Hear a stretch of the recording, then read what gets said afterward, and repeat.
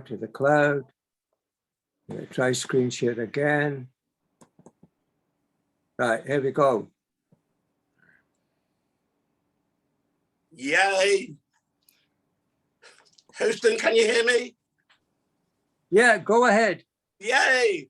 Oh, what a night, what a night. So many great, fantastic, wonderful poets. And I'm sort of humbled. I've got my favourite poets here and my favourite friends as well, so I feel very humble tonight. But first of all, got to say to Clive Oseman, because it's 70 years you've been on the throne today, so big round of applause to Mr. Royal Highness. Next, ladies and gentlemen, we'll do something different. If it all goes wrong, my name is Boris Johnson. If it's brilliant, it will be fine. We're going to try something new. You can all unmute yourselves. As long as you know dogs barking. Yes, you could never be bad enough to be Boris. Okay. The next thing I would like you to do is show me your jazz hands. Jazz hands. You don't need to put messages in the chat. I just want to see your jazz hands tonight. So it's jazz hands. Oh, looking cool. All right. About to start. That's something new. Laura? Is Laura there? Me? Yes, you. Laura. I'm here. Yeah, we've just adopted you into the band. Laura, when you sing Where's the Sunshine 3 times, we will start. Okay, I'm sorry, my hearing isn't good. So you said something about we will start. When you sing Where's the Sunshine, it's just, I don't know. Oh, you want me to start it? My memory's been awful, so I think it's time to bring the sunshine in. Oh, good. You're bringing it. When the day is dark, Gary brings the sun. Where's the sunshine? Ladies and gentlemen, I'm going to take you back. Tonight's going to be completely different. Tonight, I want to see jazz hands, also, and be some participation going on. Because if you hear the words, hidey, hidey, hidey, ho, you return and say, Hidey, hidey, hidey, hidey, ho. hidey, hidey, hidey, ho. Hidey, hidey, hidey. We'll get there. You will get the thing. Now, ladies and gentlemen, you've got to imagine, this is 1924. We're in the Harlem Renaissance, and we're down at the Blot Club. Yeah, over there. Phone line is over there in another shed. There's Anne Atkins. On trombone on the stage, there's Jacqueline Moore Grace. And just about to come on is a Love Supreme band. A love supreme, a love supreme, a love supreme, a love supreme, a love supreme, a love supreme, a love supreme, a love supreme, That's joining in. a love supreme, a love This is the supreme, moment you've been waiting a for. love supreme, I've been so dark, love supreme, broken to the floor. I've been buried in your bone, and there's an ache, I have an ache that I don't want you to ignore. This is not a normal plot, teacher. There's going to be more.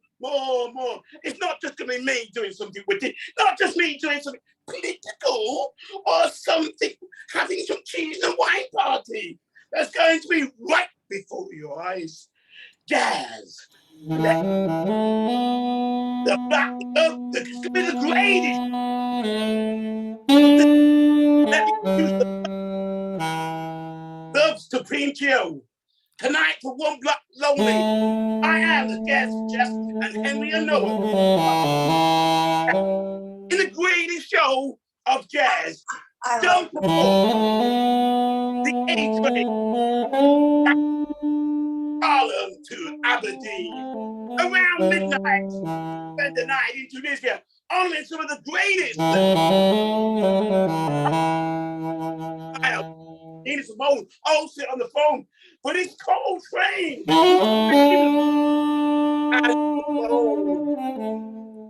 A love supreme, a I love love supreme, I a love love supreme, a my love supreme, my head is full of love jazz, soul supreme, poisons, a antidotes. love All these supreme, notes are in the a wrong love order. supreme, a When I'm love good, I'm supreme, bad. a And when I'm love bad, I'm supreme, sad. a And love when I'm sad, I'm supreme, not a away love supreme, a and love mad. supreme, That's why I a play all the love notes. supreme, a My love head is just supreme. full of jazz.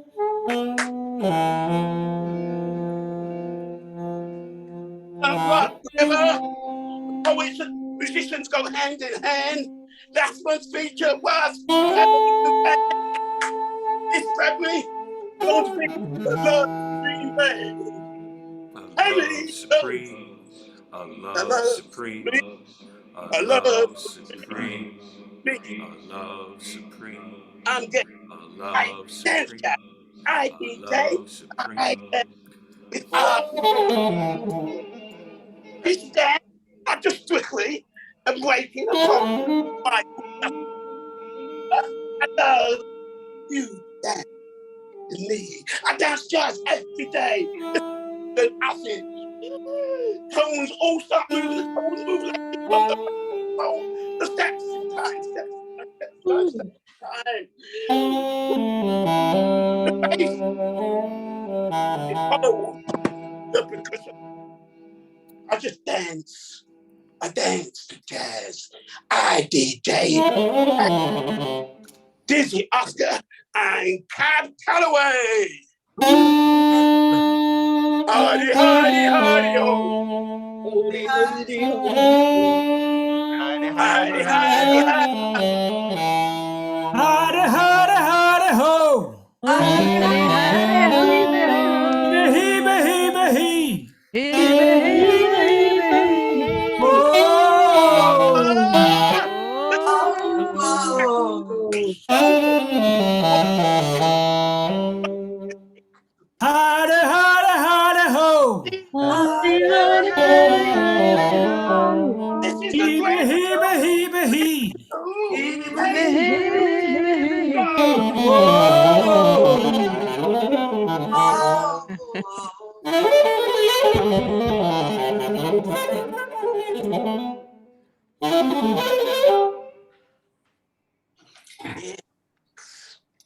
Dear Thatch, you're making my body gyrate. It's spasmodic. With a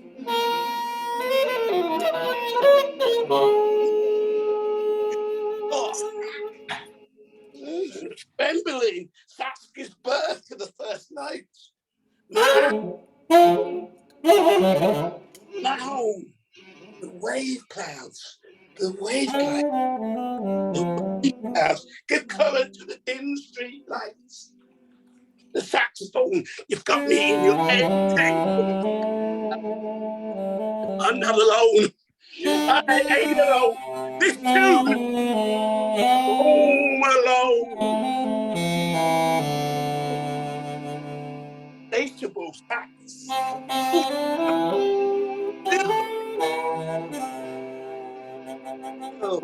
And I roam, I roam. The second note is squeezed out. It's cool and blue. Its smoke feels succulent that moisturizes orifice with blue. It masturbates my joints every time you choose. The third note sets light. Seriously, like a spark thunder, they convert upward, pelvic thrust. The all of a saxophone chorus infused and bells out the vibration of lust, lust, hypervate, that sensualize, that serpent causes marinating, a cool, cool scent Oh,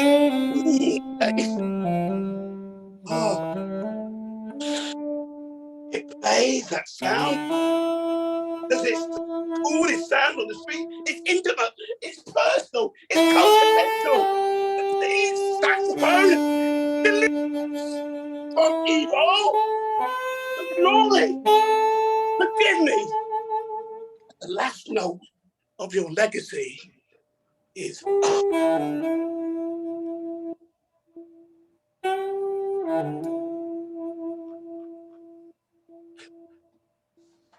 and love supreme. Ultra green. And when it rises, the right to the top.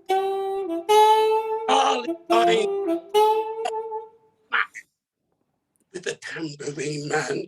Coltrane takes. Green. Dead. Alarming soundtracks of my life.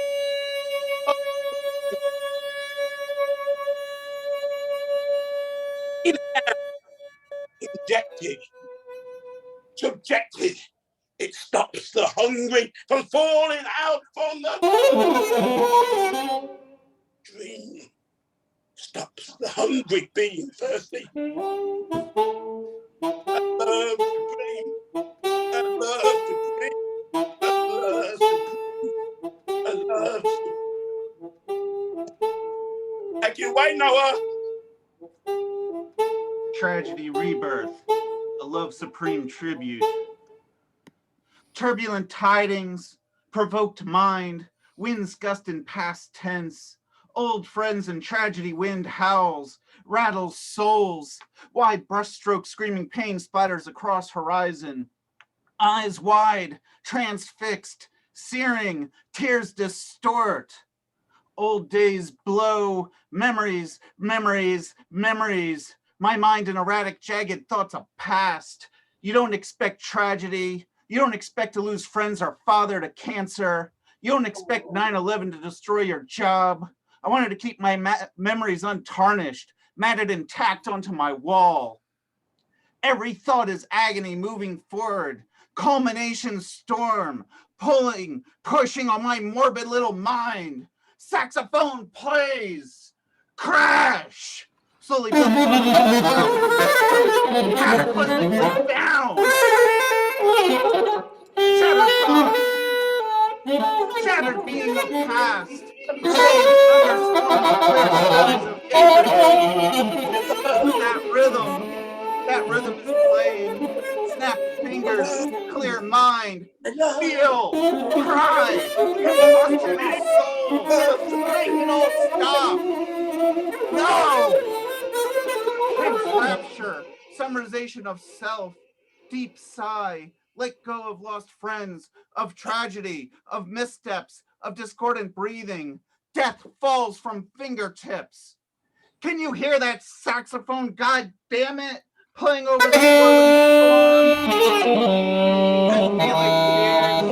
Brings tears from past, and now it's in your every breath, every second of being.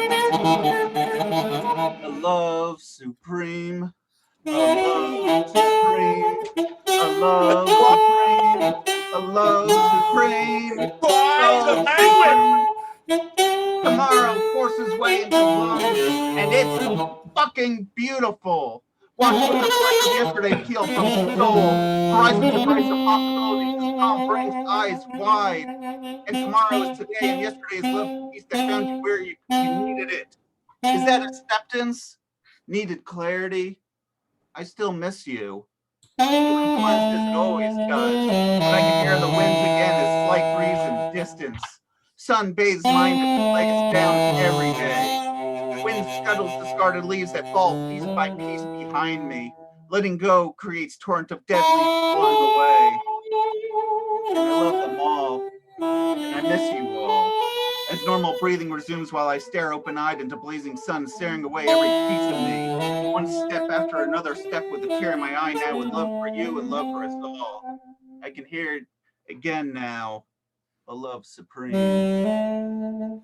Beautiful. Love supreme, a love supreme, A a love supreme, a a love love supreme. supreme, a Cries of love anguish, supreme, a soft love boredom, supreme, a frustrated love kinds of supreme, love. a A love butterfly supreme, a love falls off a supreme, rainbow a love onto supreme, the a symbols. love A rude supreme, awakening. a love supreme, a Serpent love time. supreme, a A rude love awakening. supreme, a love Vibrates the supreme, cushion.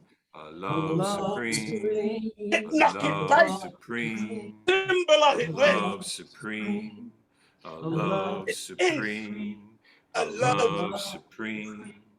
Go, Henry. Go.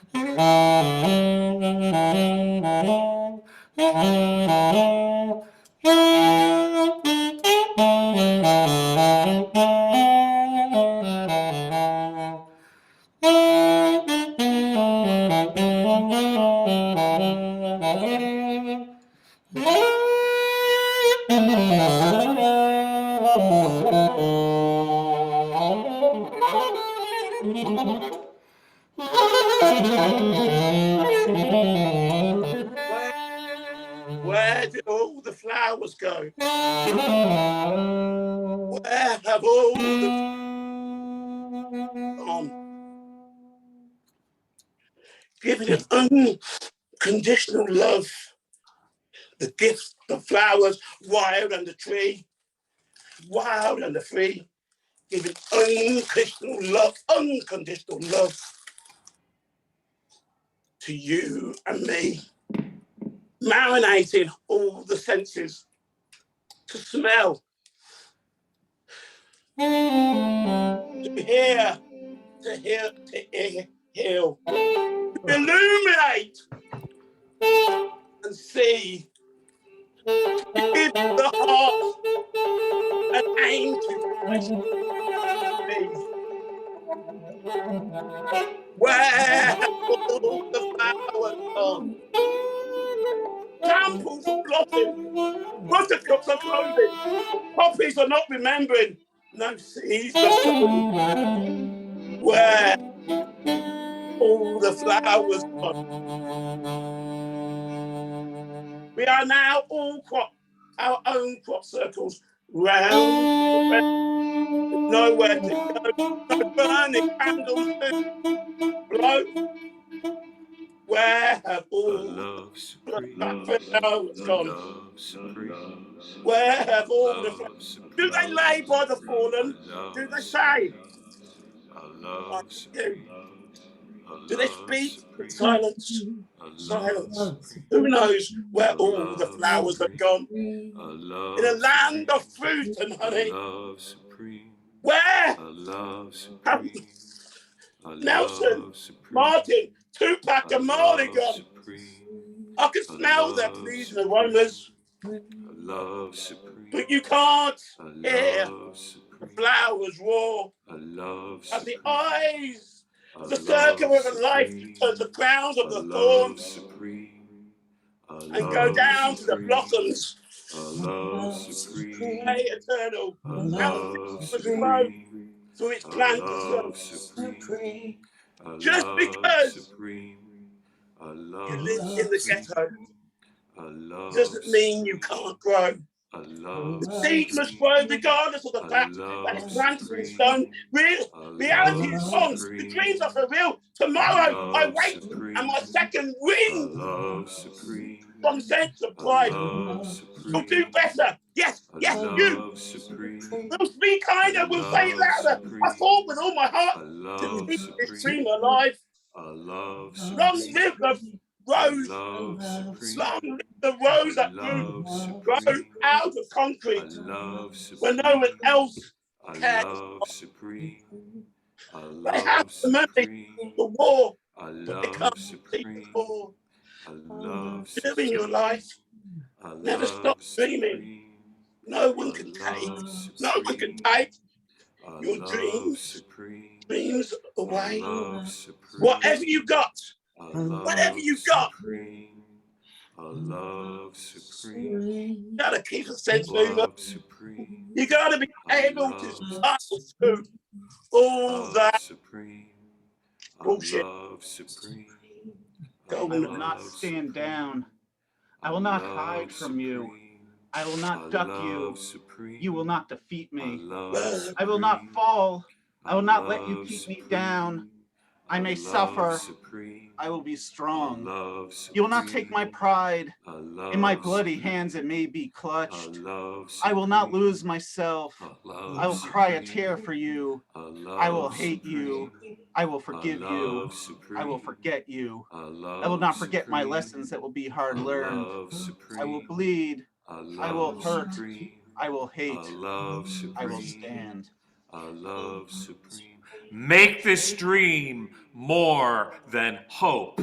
Make this a reality for Out you of and reality. me. Make it But our now the one reality. word and We true seek, harmony.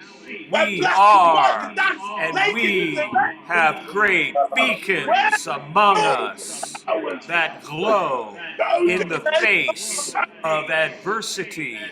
but none In of this them stream, there is a make dream. In my this dream stream, a reality. there is a Where dream.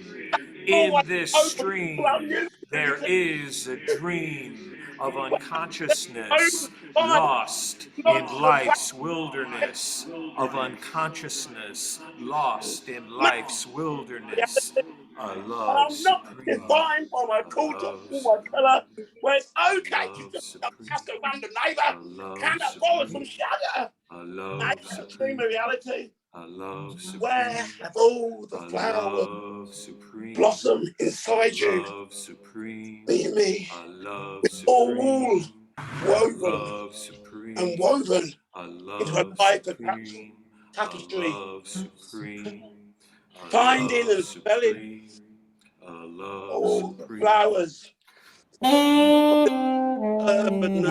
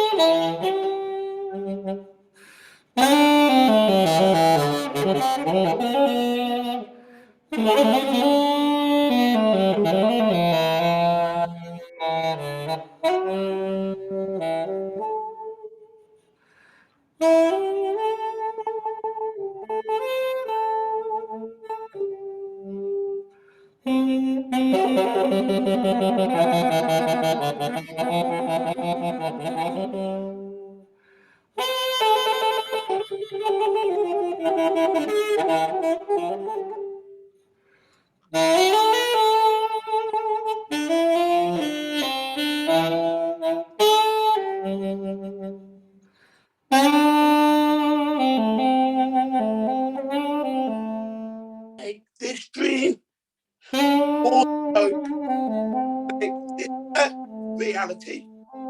That you and me make it a reality. Where we sit, where we're able, where you are all you are, great people to glow in the face of adversity. In this dream of consciousness, lost in the wilderness. I want you to march across the white egg sea into a egg of paradise. Is bending closer in the pastime paradise. Who are we? We are love dream.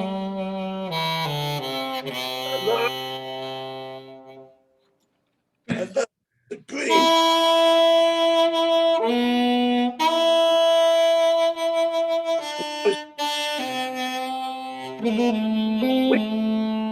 We can make dreams come true. Everyone, and fill it with premium H2O.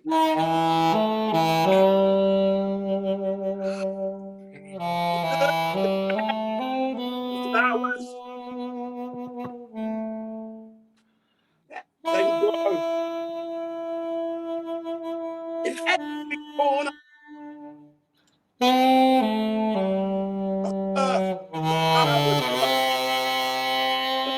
in every continent. Our seeds shall grow. It's time, set our children. It's time to let our children free. Let them play in this playthrough garden. Make my dreams a reality. It's a vocation. It is not a fantasy. We're all noughts and crosses. We with proud ancestry. If we're ever going to make them free, the indigenous and the Negro, feed the flowers. Feed the flowers to grow. The dream continues. Not just Martin's emancipation. It's all our proclamation.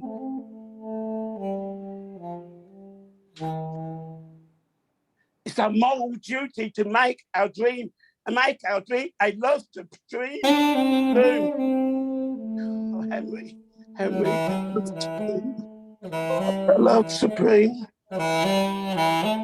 Where everyone's given the right nutrition. To have a flower bed. Whatever the essence, pour the water. Pour the water with a pinch of soul food, a magic fertilizer. The dream goes on to do. The dream goes on and on and on. Listen, guys, there is much work to do. Zip up your boots. Zip up your boots and open your eyes. I'm zipping up your boots. I'm going back to my roots, to the place of my birth. Found words. I'm standing in the rain, drenched with soul, with pain. Had a short time, pressed and been exposed to the elements. I'm homeward bound. I got my head turned around. And you say, where all the flowers gone. Come on, grab a pail of water and pour, and pour, and pour.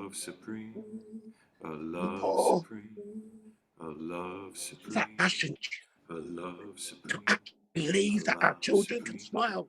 Yeah. Go on, I dare you. They can smile in the future. The power of a smile, especially yours, can unsmile a frozen up. Ladies and gentlemen, I've got one. Like a very honest, I've got a confession to make. But I suggest this February dark month, instead of moaning, sure to use those facial muscles and smile.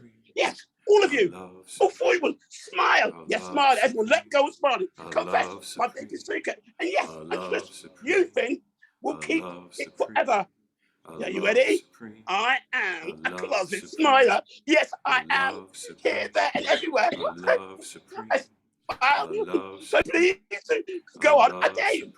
Just smile. First thing in the morning, I put the teeth in. I look in the mirror. I go, mirror. On the wall, who is the smartest of them all? That's what this is. You are! Just carry on smiling, smiling to the fucking door, smile out loud, smile because you're just proud. Always smile for even when you're ready, have it up going. Always catch me on smiling pose. I pout and do a photo one nobody knows. Supreme. Smile like you just swallowed a coat. Smile like you're not a winner. Love supreme. If you're struggling, not love being distressed, supreme. grab a bar and I put it in your love mouth. supreme. And you're smiling. I Give love your best. supreme. I You can love smile, you can supreme. go fishing in the kitchen I where love you wash your supreme. hands, wet soup without I ruin, love back to my city. supreme. And the kids that I go love serious and supreme. back, I cracking and love splashing. supreme. I love supreme. Smile I for the love love supreme. supreme I band. love Smile for the supreme. love I supreme. love I love supreme. supreme. I I love love supreme. supreme. I I love love supreme. supreme. Smile I because love there's a big supreme. apple in New York I called love No 11. supreme. Ladies and I gentlemen, love on supreme. percussion, I No love supreme. 11. I love supreme.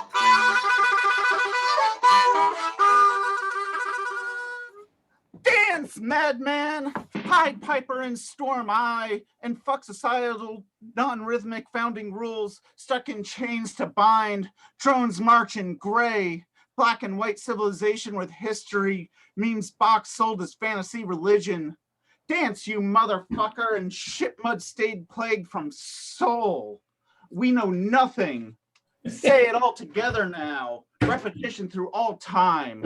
Weave the rules, weave the foundation, find breath and anxiety of relived moment when present is forever and now is written and then.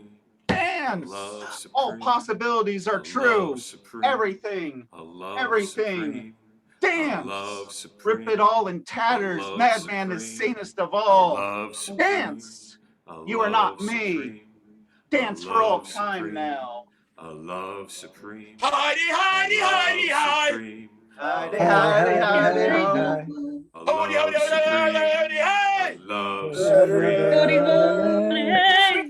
Better than that, children. Children of the future. Heidi, Heidi, Heidi, Heidi. Love supreme. Howdy, howdy, howdy, howdy, ho! Hody, hody, hody. Love supreme. Howdy, howdy, howdy. Supreme. Oh. Love supreme.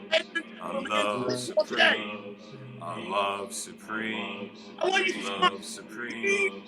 I love supreme. Smile. I love supreme. Over the hill. I love Smile supreme. that you're still I alive. love Still supreme. Bill. I Smile. love supreme. Smile for the I man. love They supreme. call Dr. Jazz. And we go on sax.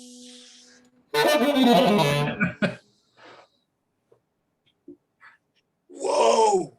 Showboat, smile. Smile, you gotta chuckle when the chicken swam across the road. So smile like you're from Norfolk.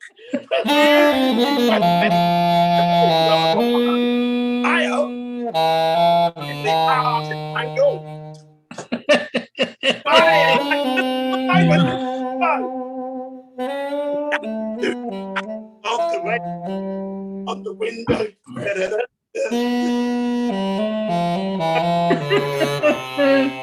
Smile. Wanna be in Gary's gang. Smile if you wanna be in the love supreme band. Hell, you don't need to smile because you can. And in the words of the greatest saxophone, there's only one way to end this, the greatest show. I see trees of green, red roses too. I see them blue for me and you. And I think to myself, what a wonderful world. And I think to myself, okay, everyone, you need to follow me. I say a line, you say a line, okay? I see trees of green. I see trees of green. The blot from the blue. Blood Like a from the blot from the blue. blue. I I see them blue. In whom we thank you. In Oh, whole we we thank thank you. you. And I'm going to need some jazz hands And in a minute. we think And we think to to ourselves, We sing to ourselves. ourselves. what a What a wonderful wonderful world. Wonderful world. We're going to do that one more time and we're going to do this because I want to see jazz hands. And we think And ourselves. we think to And we think to ourselves. ourselves. What a wonderful Wonderful Wonderful world. world. 1, 2, yeah. love supreme. I love Love supreme. supreme. Love Love supreme. Thank you, ladies and supreme. A gentlemen. love As I said, supreme. my name is A Dr. love Jazz. supreme. We got A Henry Loman love on sax supreme. and on percussion A all the way from New love York. supreme. A You know what love that is. supreme. If you enjoyed it, my name's still Gary. If not, my name's Boy Johnson and I'm moving to the Ukraine. I thank you. Whoa! Oh, that was Fucking ace, Gary. Fucking ace. And of course, I got to announce him on the John Coltrane, on the Satchmo, on the Cab Calloway, on the jazz hands, on the rhythmic percussion, on the singing from his soul and making the world a better place. Mr. Gary Oscarson, give him a hand. Yeah. And I yes, Gary. what a wonderful world. Wow, wow, wow, wow, wow, wow. Fucking insane, man. Wow. I'm speechless after that, Gary. I knew you were planning something special, but wow.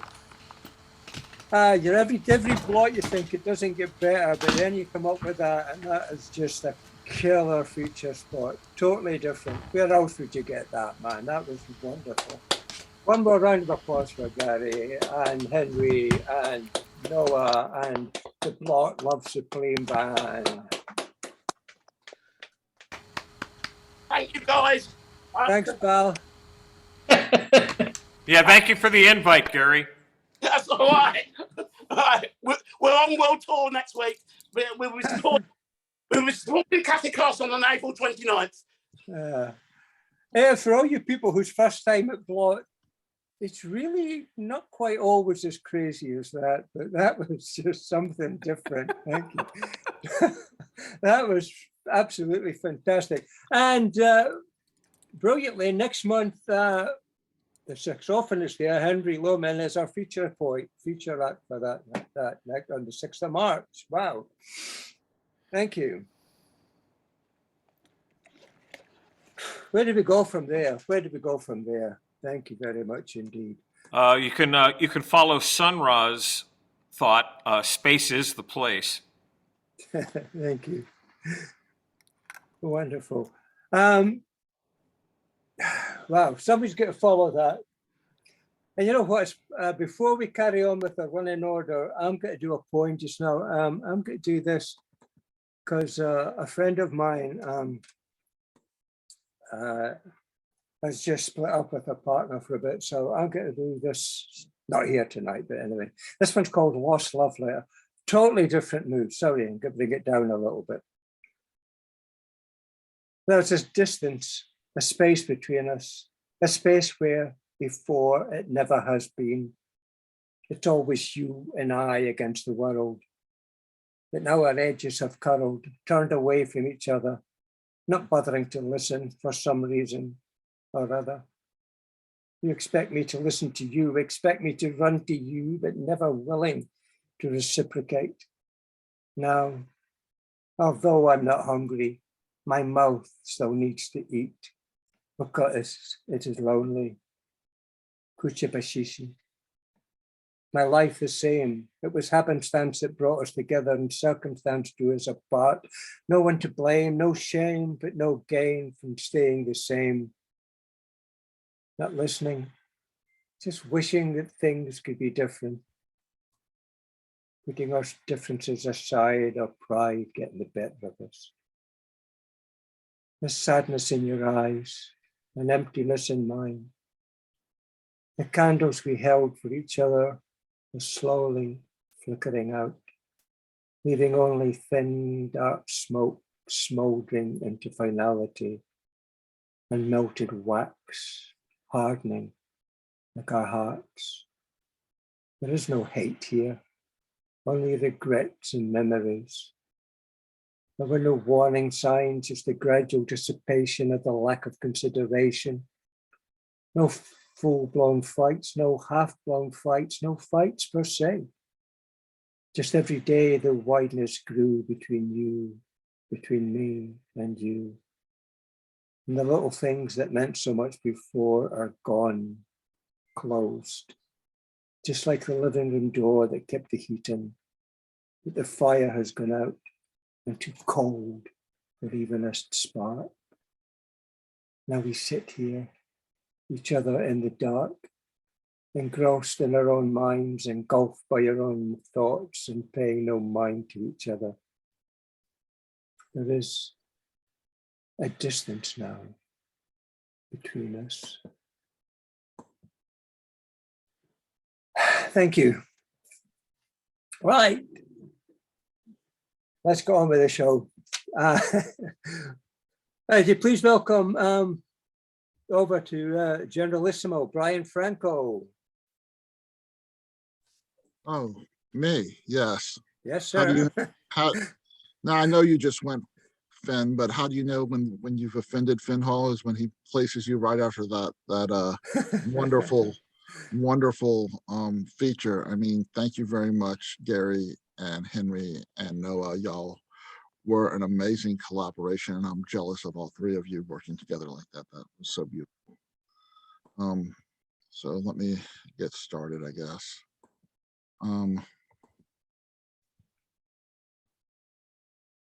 I'll start with a little haiku.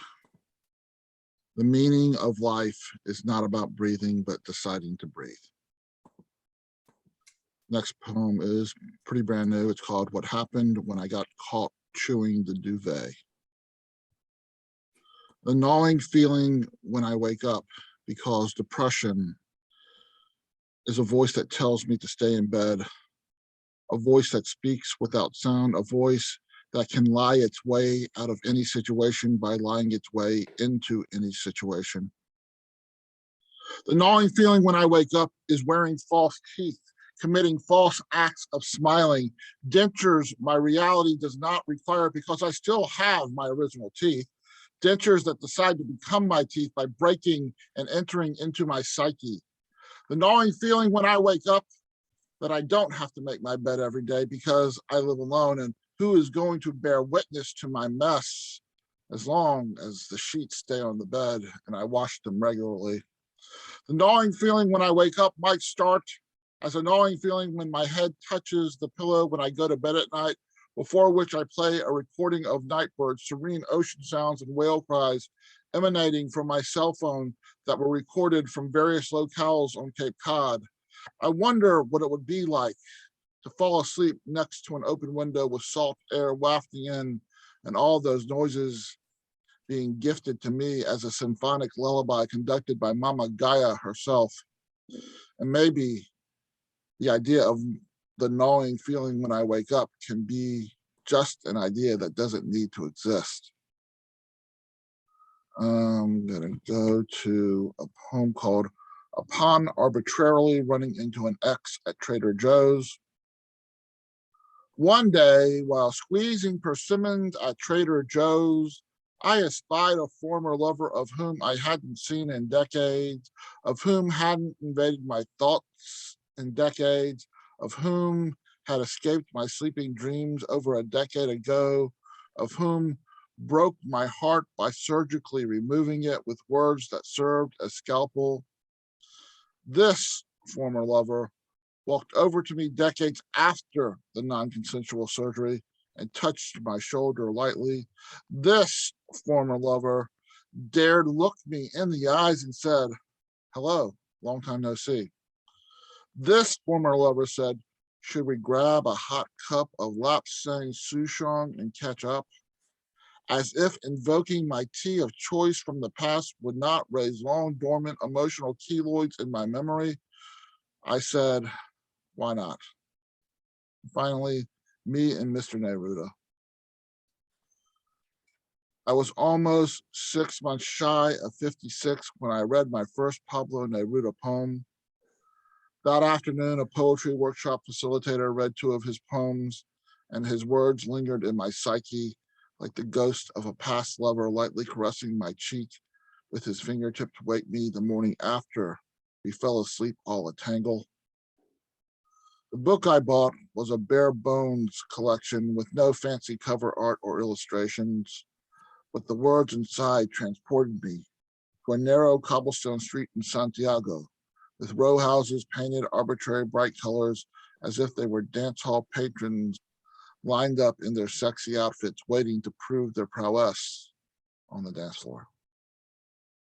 Gracias, everyone. Thank you. Thank you, Brian. Thank you once more. Wonderful stuff. Yeah. Yay, Brian. Thank you. All right, we've a quick change of running order just now. It's been agreed with the 2 people. Someone's just came back from a slam in Birmingham last night, so she's pretty tired. So please welcome our first time blotter tonight. Please, big hand for Elmian. Thank you. Thank you so much, Finn. Wow. Gosh, I can't believe I'm going to follow Mr. Bellissimo, Generalissimo, sorry. Goodness, I'm so nervous. Right, thank you so much for hearing me. And my name is Elmien Wolvaart, unpronounceable South African, Afrikaans-speaking South African, now living in York.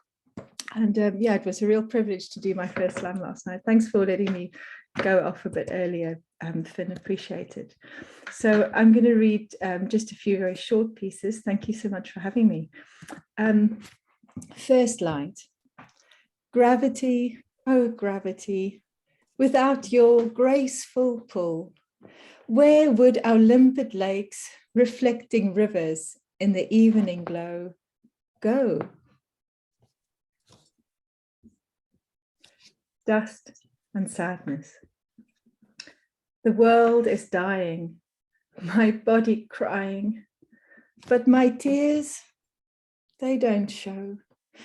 Our world is crying, our body's dying, but our tears, even if they flow, empathy is empty, sympathy, shampathy. In this lonely land, our tears fall to dust on the shifting sand.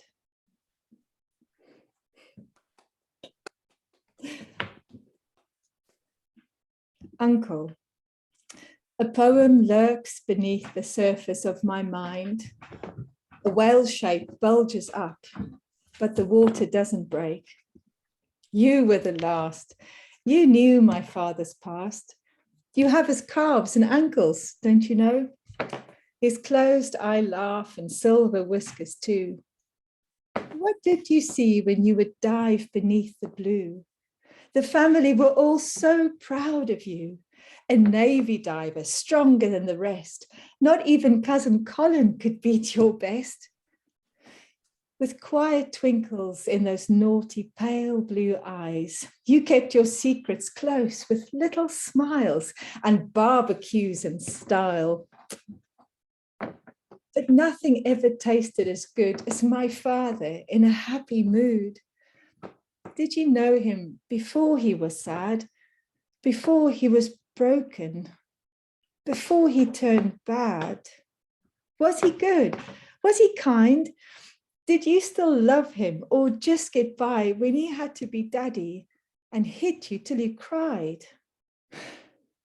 Your broken mother made him chief, stole his childhood like a rotten thief. The army made it worse.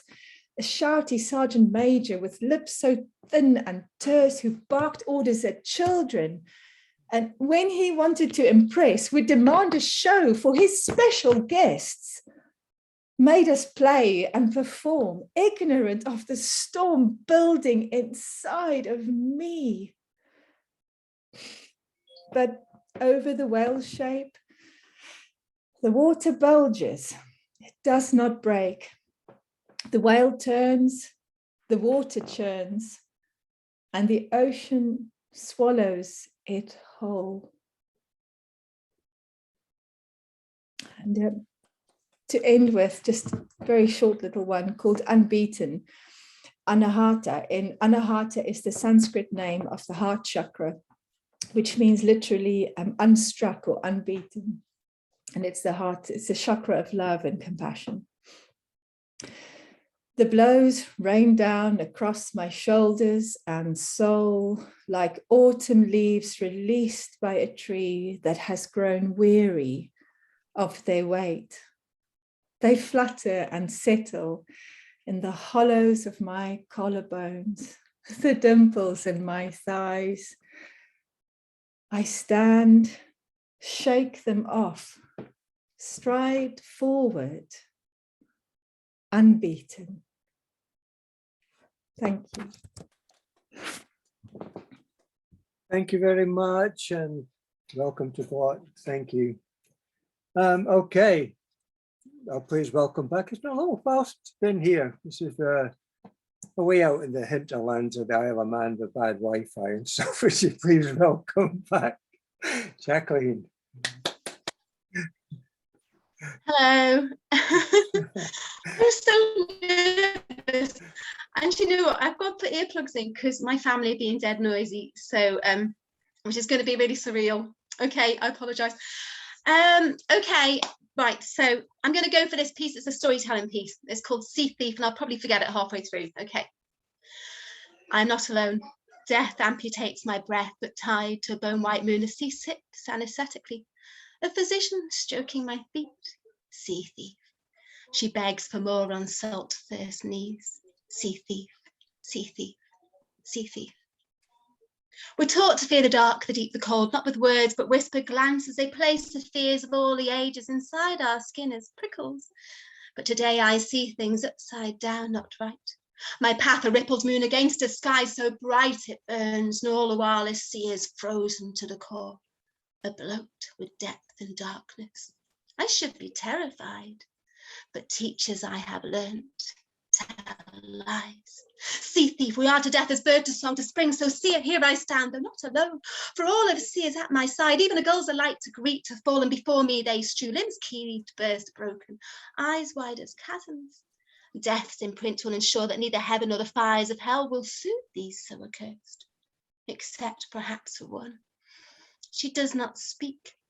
Her face is a moon, and if she were but 12 years old, I'd raise a brow. Her skirts are brine-wrecked, heavy things. They bear no comfort. Streaked with gore, her hair is clumped. Yet still she clenches Dolly in hands so white it aches. And now you walk the sea, I pledge, and throw my cutlass to the deck, for neither junk nor waters may calm the hands of such fair prisoners, though neither will I slit her neck. I'll not, she states, and though long I held to bentwood leather to purge my soul of care, her voice is sweeter than a blood-raped air. See, she moans in pristine plumes of bluebird tones. Before me lies my world, resculptured by your careful hands, from kindly souls who knew my bones and loved my heart to meet. She spits her final words, punch my guts a blow so callous cold, and cut in at near I come to strike her the same with fists of iron. But child, I jeer, this junk now cannot be a home for fledgling birds to freely roam. With force I seize her hair and took her tongue so hard towards the viscid deck she cries. And death is but a mouth to feed, I swear, life but fuel for morbid famine. No, she comes alive, an enchantress, a dredge of the long forgotten that till now obscured the shriveled morsels of my better nature. I'll pledge you one more night, she whispers feathers, and if your bones still dodge the gibbet's rhythmic sway, by morning break I'll do more than let you take my life. I'll tie my soul to drudge and skivvy thralls of sun, lapse at last of sun's death toll, and just like that I am beguiled, and find her words intrigue, though lash her neck in no rope of noose, not bow, and chuck Dolly to the sea for measure. For child who bargains with the devil must be a child no longer. By sunrise then I wage. No skin off my nose to make such a pact as this, and slaughter is a thirsty job. Even wicked bones must know their rest. But though her lips have turned fair blue with cold, and though her hands they leaf-like tremble, her eyes drink me till my soul feels the weight of growing old, and sleep when it comes is troubled. Awake, At dawn she breathes in dream, her voice wind-borne on ebb and flow. But as I rise to skies that now are plagued with thunder, my mind is grog black rot. Aha, I cry, witches catch you surely off. When last I saw this life, it was laid flat as ink. But as clouds crack to throw morn break upon her form, my gasp I find is filched to sea. My stripling is maiden no more. Her breasts are bloomed as quilted down, her mouth is scorched as sunset red. Between her thighs a river flows, at her bequest on pleading knees I gorge and I gorge and I gorge myself. My love, my word dispels as ocean tilts my junk and vicious wheel and battles fall and monsoon waters fall in sheets to wash my deck of blood and severed gobs of mortal meat. But as I raise my head for eyes that once I sought to drown, but now I gluten yearn, I see her hands. So pale as shapesake of her face, and for a tick I am once more bewitched, till sudden swallows give they skip to fix my neck, and noose she's loosened from underestimate to strength of her own nape. A split second, man, she cries, that's all it takes, and now to spill the spoils for she who's won. Then yank I feel on rope she tugs and battens swung.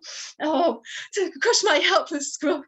No cutlass here, no hands, she laughs, as sea rain swamp my deck to dine upon a better glimpse, and sea she scorns, as hands once milk with fear, now wash with blood she gathers from women's river. In gibbet I will see you hang, my hands tattooed in blood upon your chest. And then in hell you'll be the laughing stock for all to mock. And as she speaks with choke, I feel her palms upon me press in mortal wounds like tar and feathers, till not one scrap of skin does lie uncovered. You cannot sell alone as young as this, I have you play his hand. She now pounds cruel with nails to beaming crucifix. Oh, I am not alone, says she, her shingled undertow eyes sunken black and cold familiar. Death amputates my breath, but tied to a bone-white moon that is the better nature of my face. This sea will nudge me fair to shore where gibbet laws anticipate. Sea thief! I spit my gripe on thirsty lips against the crush of noose. Sea thief! She knows. And in that biting beat I see her ruin has come to know as I, the intemperance of this heartless ocean. Sea thief! But for my eyes hem off this ragged fray of life, for one last time I catch her own, match mine in mourn, as at her feet sea sips for stories more and more and more and more, sea sips for stories more. Sea thief waves call against drift of sea sham, muttered bitter like in deathly anguish, as I beseech my bluebird air good tidings, for sea hold will not loosen now, new anchor found for rough warm lash, and as I pass, sea sips and tickles devil's jig. Tell us a story, I hear sea lamp, sea thief, sea thief, sea thief. Thank you. Oh. Put your book in the chat. Oh, do you know what? I was stumbling over words left, right, and centre. My mouth was dry. I hadn't actually performed it for so long, and I was trying to memorize the whole thing, and I just about did it. So anyway, thank you. Tell them about your book. It's brilliant. Tell them about your book. Tell them about your book. I've got two books. I've got A Scylla's Song, which is about a ghost who's haunted by her angel as she tries to haunt her ex, and On Ravensdale Hill, which is about the battle between the raven and the phoenix. They're both brilliant. Thank you for doing that. Thank you for getting a Wi-Fi signal. Hey Finn. Yeah. I relinquish my feature to Jacqueline next month. Please. I'm being serious. I'm being serious with that. No, I'm being serious. I sure think a trombone. Oh yeah, Henry, I think the trombone. Okay, well, I will speak about that because yeah, I'll speak to that if possible. Yeah, okay, yeah. She's a published poet, and what I just witnessed is outstanding. So your saxophone is beautiful. Your saxophone is amazing. Thank you, everyone. All right, thank you. I think they ought to do a poetry duet together. That's my thought. All right, let's move on. Please welcome back. Speaking of published books, many books. Please welcome back Nick. That's me. Thank you. Right, I've been writing some stuff that's very different from what I normally write for the past 2 weeks.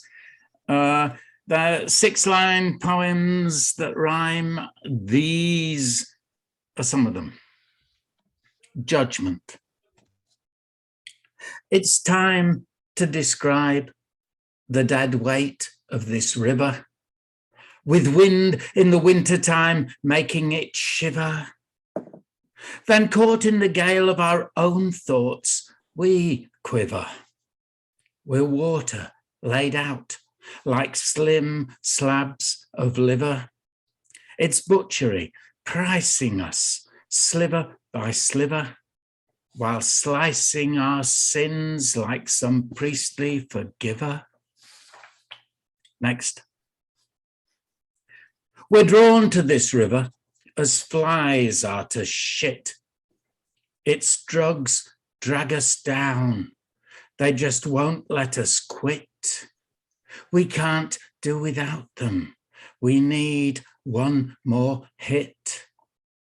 'Cause fish can be caught, we each come with our kit. The water flows over mud, stone, sand, and grit. Swim, paddle, or suicide. This place is it. Next. Days chew through their seasons as cattle do cud. They bring on spring rains, sudden hemorrhage flood, as waters erupt like a bloom from a bud. Dry summer slow flows between beds of baked mud. Faint throbs thin the river's arterial blood, now host to the ghost of its flailing heart's thud. Next. It flows fast past and through me, is with me while I walk. Its water paraphrases this bullshit that I talk, reducing every mawkish moan to squeal, squeak, and squawk. What's relevant when written up reads as dry as chalk. So we trade pen and paper for plate and knife and fork, and simply pour it all out like gravy over pork. This dates back to 1984, the next one. Me and the river meet up in this pub. We get in our drinks and order some grub, ashtray accepting each cigarette stub. The jukebox plays post-punk, reggae and dub. We talk, but never quite get to the nub. I say, I feel lost. He says, join the club. Next. The river climbs naked into my bed, tempering lust with an aura of dread. Far away, just yesterday, we were wed.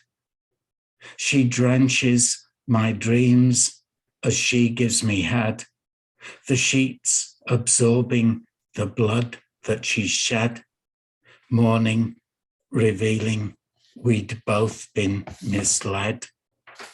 Next. The river's getting up to its old tricks, driven by badness. It's grabbing its kicks, acting like a mix of Lethe meets sticks. We've warned low-lying land, its long tongue licks. The river's in a mood, there's no quick fix. And its rise has the floodplain shitting bricks. And lastly, beside the river stand these trees, aspens trembling in the breeze. Winter sees reflections freeze. Faith folds us on bended knees. Silence echoing their pleas. Ice entombing words like these. Finished. Thank you. Thank you, Nick. Thank you, Nick. Always wonderful. Always a pleasure. Thank you indeed. Thank you. All right, Mandy's not here, so we'll have a second first timer, if that makes sense. First time on Blot. Please welcome Hannah. Hello, everybody. Can you hear me okay? Because I'm doing it on my phone. So first time I've used my phone. Yep. Nice one. Nice one. Okay, I've got a couple for you, both brand new. So I don't, but trip over the words, it's dead soz. First one is specifically for Gary, because it's Gary's night, and if it's Gary, it's got to be football, mate. So I wrote you a poem. It's not for you specifically, but it's about football. And I thought you'd like a bit of that. So yeah. It's called Millennial Fan. It ain't easy being a fan. It's really hard to keep on smiling, really tough to keep on paying for a ticket to a shit show. It ain't simple being a fan when capitalism rules us. It ain't easy cheering chants when an owner thinks in pounds. It ain't fun being a fan when toxicity's in town. It ain't joyful to support a brand, not a club. When you choose your team of choice, were you torn between the Glazers and the Cronkies of this world? Or did a shake make you drool with desire? Did you opt for an owner because he sleeps in oily sheets and throws money at your club? Or did your morals hold you back from such a sin? Did you become your daddy's shadow and obey his choice of team? Or did you follow in the footsteps of a friend? Did you melt at the sight of your local team striving? Or did a team from the city draw you in? Did you settle on a striped kit because it looked rather snazzy? Or did the colour hurt your eyes so you're a blue? Do you regret being a fan of our beautiful game? Do you turn the other cheek now when Mika Richards speaks? Does the money make your blood boil and make your heart weep? Do you despise the disparity as our small teams disappear? Get engulfed in thieving owners, get entrenched in mismanagement, get overwhelmed in overreaching, get absorbed in being a brand? Or do you keep on cheering, persevering, too delirious at the sight of folk in strips as they kick a ball of air? So yeah, that's that one. My second one is a completely different theme. Thank you for the clapping, everyone. This one's a totally different theme. It's one of my other favourite subject matters, which, as you've seen the bums of so far and tails of, keep intruding. This is about cats. So yeah, hope you like animals. It's called Medicat. Smile and dial down your anger, for the one with the purr is here. Here to lay upon you, to knead at your chest with open claws and whiskers a twitch. Let go of your anger. Sit still and breathe. My heartbeat matches yours and my purr sinks with your lungs. Look away from the red. Avoid the matador's law, for when he lifts his muleta, it hides the cliff for you to fall from. Come, sit down. Let me swish my tail in your mouth. Be annoyed by fur on your tongue, not the world beyond. Keep still, my precious human. Let me drown all your rage. Let me be your sole focus. Let me guide you from that cliff. Stop you falling. Stop you caving. Stop you melting. Stop you weeping. Let me guide you from the pain that bubbles, boils, burns through your stomach to your veins. Come, sit down. Let me purr upon your chest. Come, sit down. Let me lick the shakes away. Come, sit down. Let me purr upon your chest. There you go, all done. Thank you for listening. I do have a book out. Obviously, neither of those poems are in it because I've written them this week. But yeah, Those Days, These Days, and it is available on Amazon. So I will share the link for anybody that likes sport and animals and left-wing politics and Black rights and gay rights as well. It's all in there because I like to speak for the masses, including myself. So yeah. Hello, everybody. Everybody's been amazing tonight, by the way. Thank you. Thank you, AT. Thank you. Thank you very much. All right.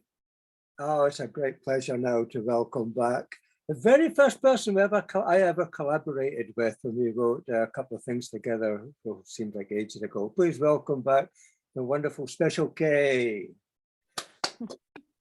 Hey, how are you guys? We love you. I love you too, Gary. And you've changed out of the jacket, but I was gonna ask you if I could have it and add it to my Special K wardrobe. So got a little purple. All yours. It's in the post now. Appreciate it. Appreciate it. And also, if anybody knows how to get in touch with Henry, like, can you put his contact in the chat for me? Because I really was serious when I was like, hey, will you do a little sax composing for my next spoken word album? So, all right, so I'm going to do 3 pieces for you guys tonight. And 2 of them are new. 1 of them is old, but I am working on putting a group of poems together for a little itty bitty performance. So I'm going to do a little excerpt from what I'm working on and putting it together. Here we go. Oh, and I'm sorry, for those of you who don't know, I am in Virginia stateside. So just a little bit of reference there. Well, hello, people. I'm so glad that you could make it down here to Poetry Baptist Church today. I know you are excited to see how things go. Well, honey, first, we start things off with a song. So sit back, relax, and let the poetry spirit move you. My mother told me one day I would buy galleys with good oars and sails to distant shores. They hid rice in the strands of plaits twisted together in my ancestors' hair. They did not know where they were going, but they made sure they could always find their way back home. Shackled, bound together, and beaten down, the white man tried to kill the spirit of my ancestors. But still, I rise. My mother told me someday I would buy galleys with good oars and sails to distant shores. And as they boarded the boat, great big ships designed to traverse oceans, some of my ancestors decided they would rather die than kowtow bow to the white man who drinketh rum and telleth lies. And so they hurled themselves into the hectic swells of the Atlantic mist. The white man's hearty laugh could be heard over the mournful cries of my ancestors. Cockily, they said, my ancestors would not be missed. But the spirit of my ancestors does not lie at the bottom of the sea. The spirit of my ancestors is trans. The spirit of my ancestors is free. My mother told me someday I would buy galleys with good oars and sails to distant shores. After arriving in the ports of foreign lands, faced with the challenges of not understanding the tongues of white men who shouted and cursed, the spirit of my ancestors could not be crushed. For over 400 years, those ships did sail, each one filled with white men who capitalized on the fear and wails of my ancestors. Time and time again, they tried to kill the spirit of my ancestors, but still I rise. My mother told me someday I would buy galleys with good oars, sails to distant shores. I am the rice paddy, sewn from grains hidden in the strands of plaits twisted together in my ancestors' hair. And though the clarion call may have sounded for my oppressors to rise, still will I rise.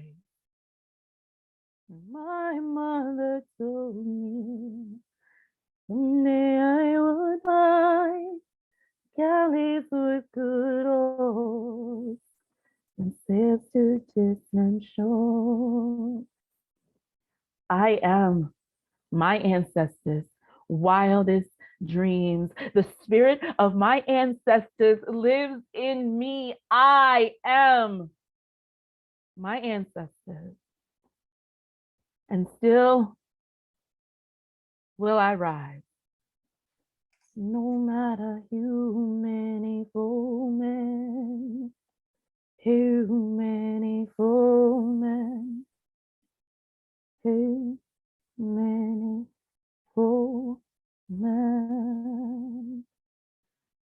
Now, I know you just here visiting in Poetry Baptist Church, so let me tell you what happens next. Normally, you'd have a nice little bulletin and it'd tell you, but since we weren't expecting you really, we weren't prepared, and I just apologize for that. After we come together in Poetry Baptist Church, it's the singing of the songs.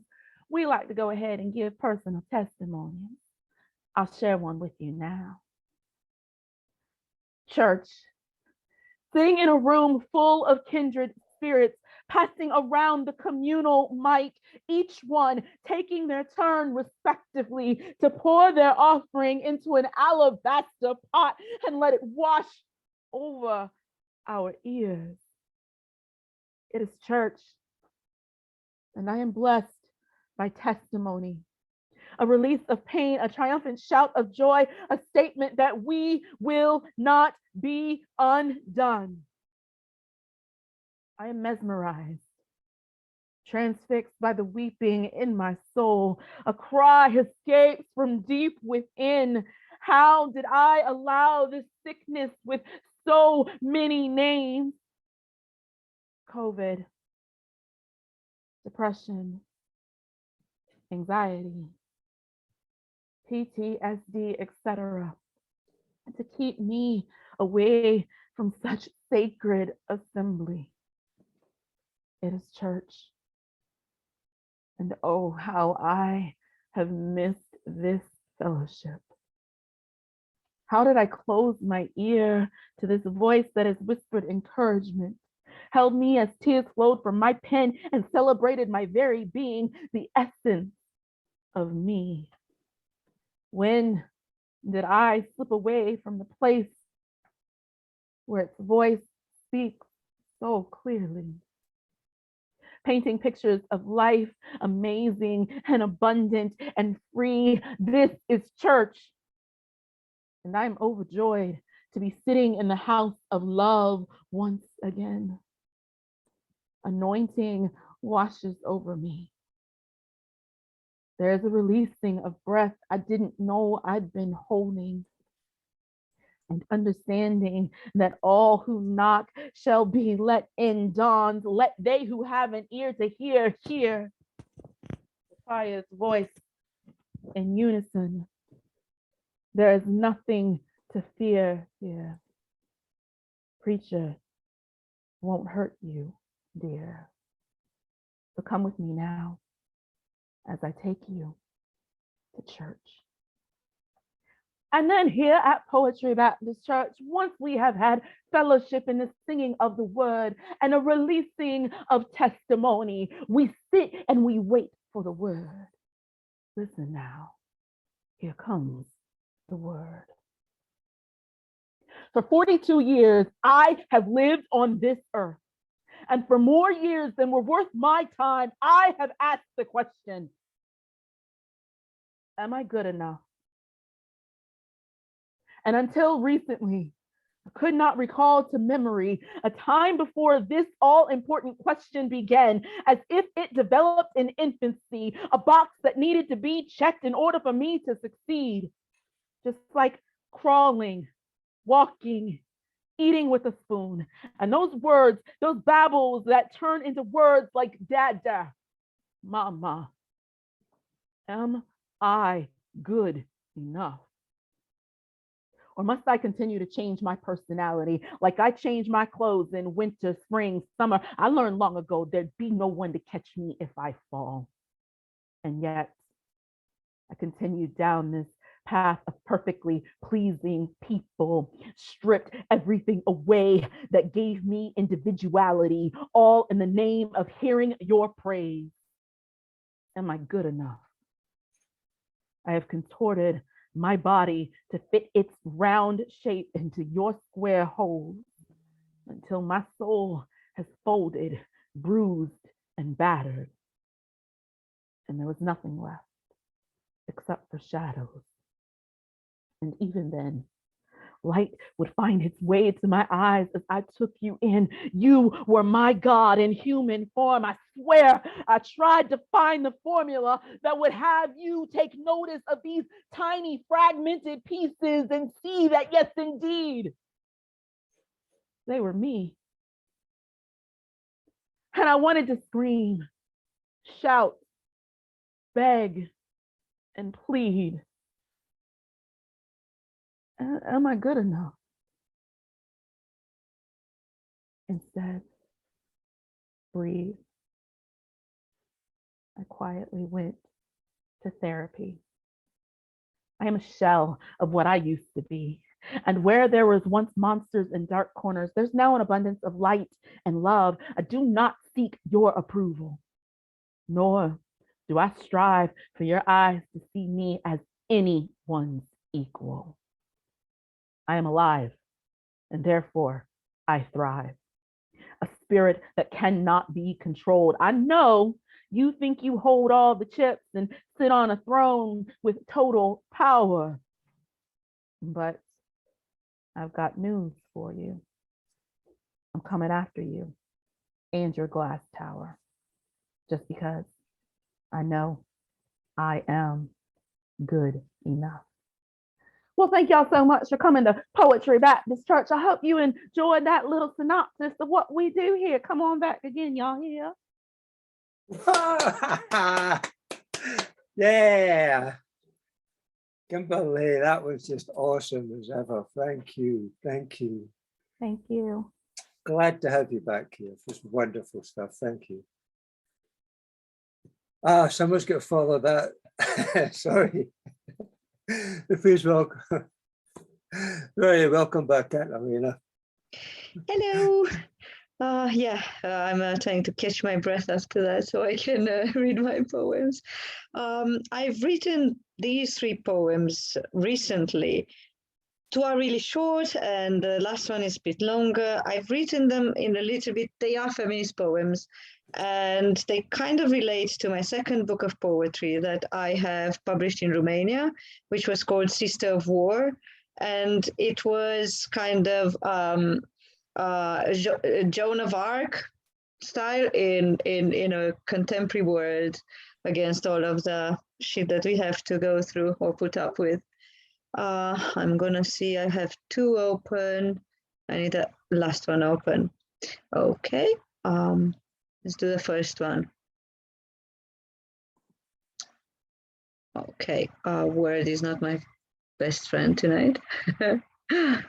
Sorry to keep you. Gaussian curve. 2 mugs, 2 hollows, both mine. Just words echo through these hills.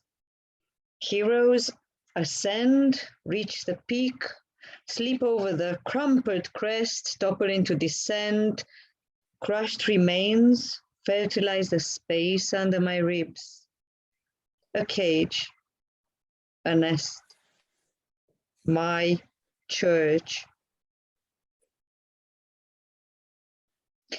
That was the first one. Oh God. And the second one. Let there be darkness. My soft spot crumples into my inner rock when the squelching of waste rises again. I saw a banner with ribbons I've peeled off the soles of my feet. Nobody kisses the remains of a tortoise shell. There will be no bloodshed in this siege, only the clash of white space and white noise. So let there be darkness, for in the heart we will swim, we will sink, we will purify, overflow in reverse. And my last one tonight is going to be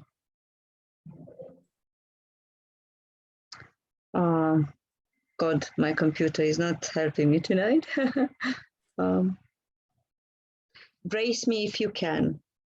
Woman, gather your pages and run. Keep them tight to your hips so they can't shear your thighs. Stop your race against hurling stones. A bird to be plucked of all your soft beats, all of your sharp beats, an upside down shape of disheveled desire. Run, baby, run, when feminist is just a caprice they say you've been brainwashed into because you want to suck attention more than you care about common sense. The same thing that painted your apples red with their stare, you grew them too big, too early, embedded in your breath. Drop your mother's mattress and run. Leave it as she left your childhood writings in a dump. No more letters, no more diaries, transitions, transmissions. A deafening climb to where you don't feel the need to bite your lips into purulence. And then stop. It is time to claim what they tried to take from you, because you're not a poet if you say fuck, shit, piss. You are not a woman if you talk about one boyfriend after another, about how love isn't one nor is sex, because you make up your victimhood to disguise illness. Nobody said such horrible things when everybody was gulping down fear, spread like sugar on our bread and pork lard delicacies. This is not poetry, but that is not life, where they defile to preserve the imaginary, imagined in an image of their own misery turned upside down. This featherless body can truly fly. Thank you. Thank you, Catalina. Thank you very much indeed. Always a pleasure, always enjoyable. Thank you. All right, we come now to another first-time blotter. I'm sorry we're keeping them up because she's an hour ahead of us or whatever to in Germany. Would you please welcome fabulous Mervyn Sidwright. Okay, let me try to knock this off. Yeah, it's after 11 here and I gotta get up at 5, so get motivated. I'm gonna do 3 pieces. Shouldn't be too long, though I kind of do emphasize. First one, maturing memory. My mother's feet unflagging when I was a lad. Each Ipswich bus stop, I crept my steps, fancying the 10-pence trip across town to wherever my mother was trudging. On the road conjoined Roman column-lined streets, Roman column-lined chestnut trees. It was not the abrupt pace of my mother's 5-foot frame, entailing my lighthouse eyes, foghorn yells alerting dog poop, aged, crusted white, slight stenched, scattered on uneven pavement. I hungered at each hot, greasy savor of codfish, chips, sausage, batter shop we wandered past. I settled for the Jamaican bun and cheese, maturing always in my mother's purse, even in draining rain, prevailing, pouring thoughts of my mother's presence still lingering.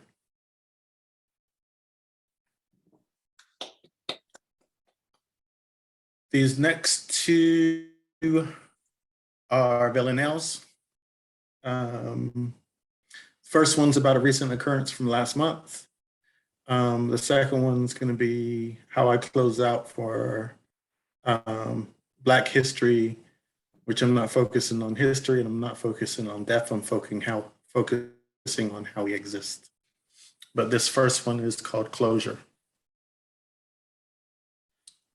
There is something about sealing an open stomach wound while awake, not on Hollywood's depiction of war movies, a cry for medic, pinch of morphine.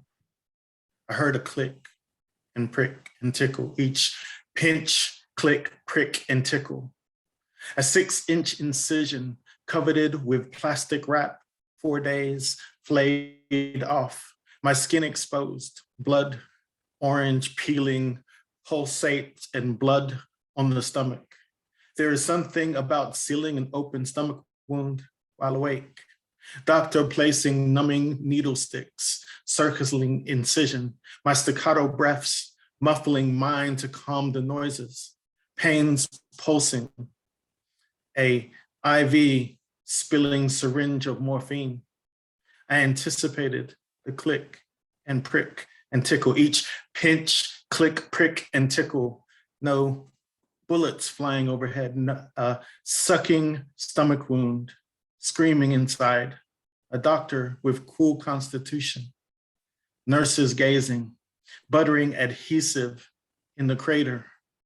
There's something about sealing an open stomach wound while awake, feeling precise forceps, pinch skin hither and thither, the fissure, while reattach, hopscotching, a zipper of staples, dancing betwixt each seam, stinging warmth. I felt the click and prick and tickle, each pinch, click, prick, and tickle.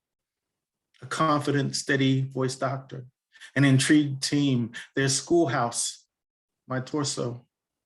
In this beige, bland room, windows enough, bring in winter's morning light.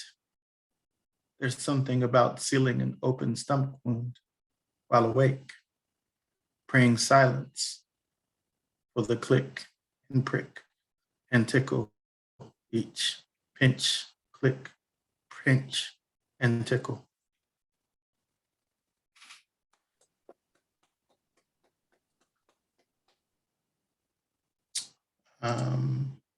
Okay. This last one, I will put the link in because it is already published.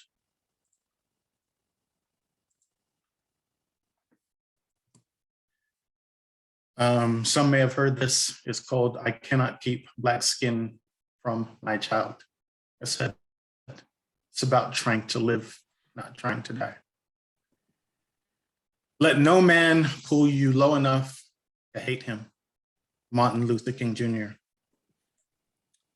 I write words of wisdom for my son, worried the ink written will vanish.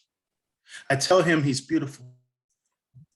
I tell him he's beautiful, to strengthen him, arising from fear.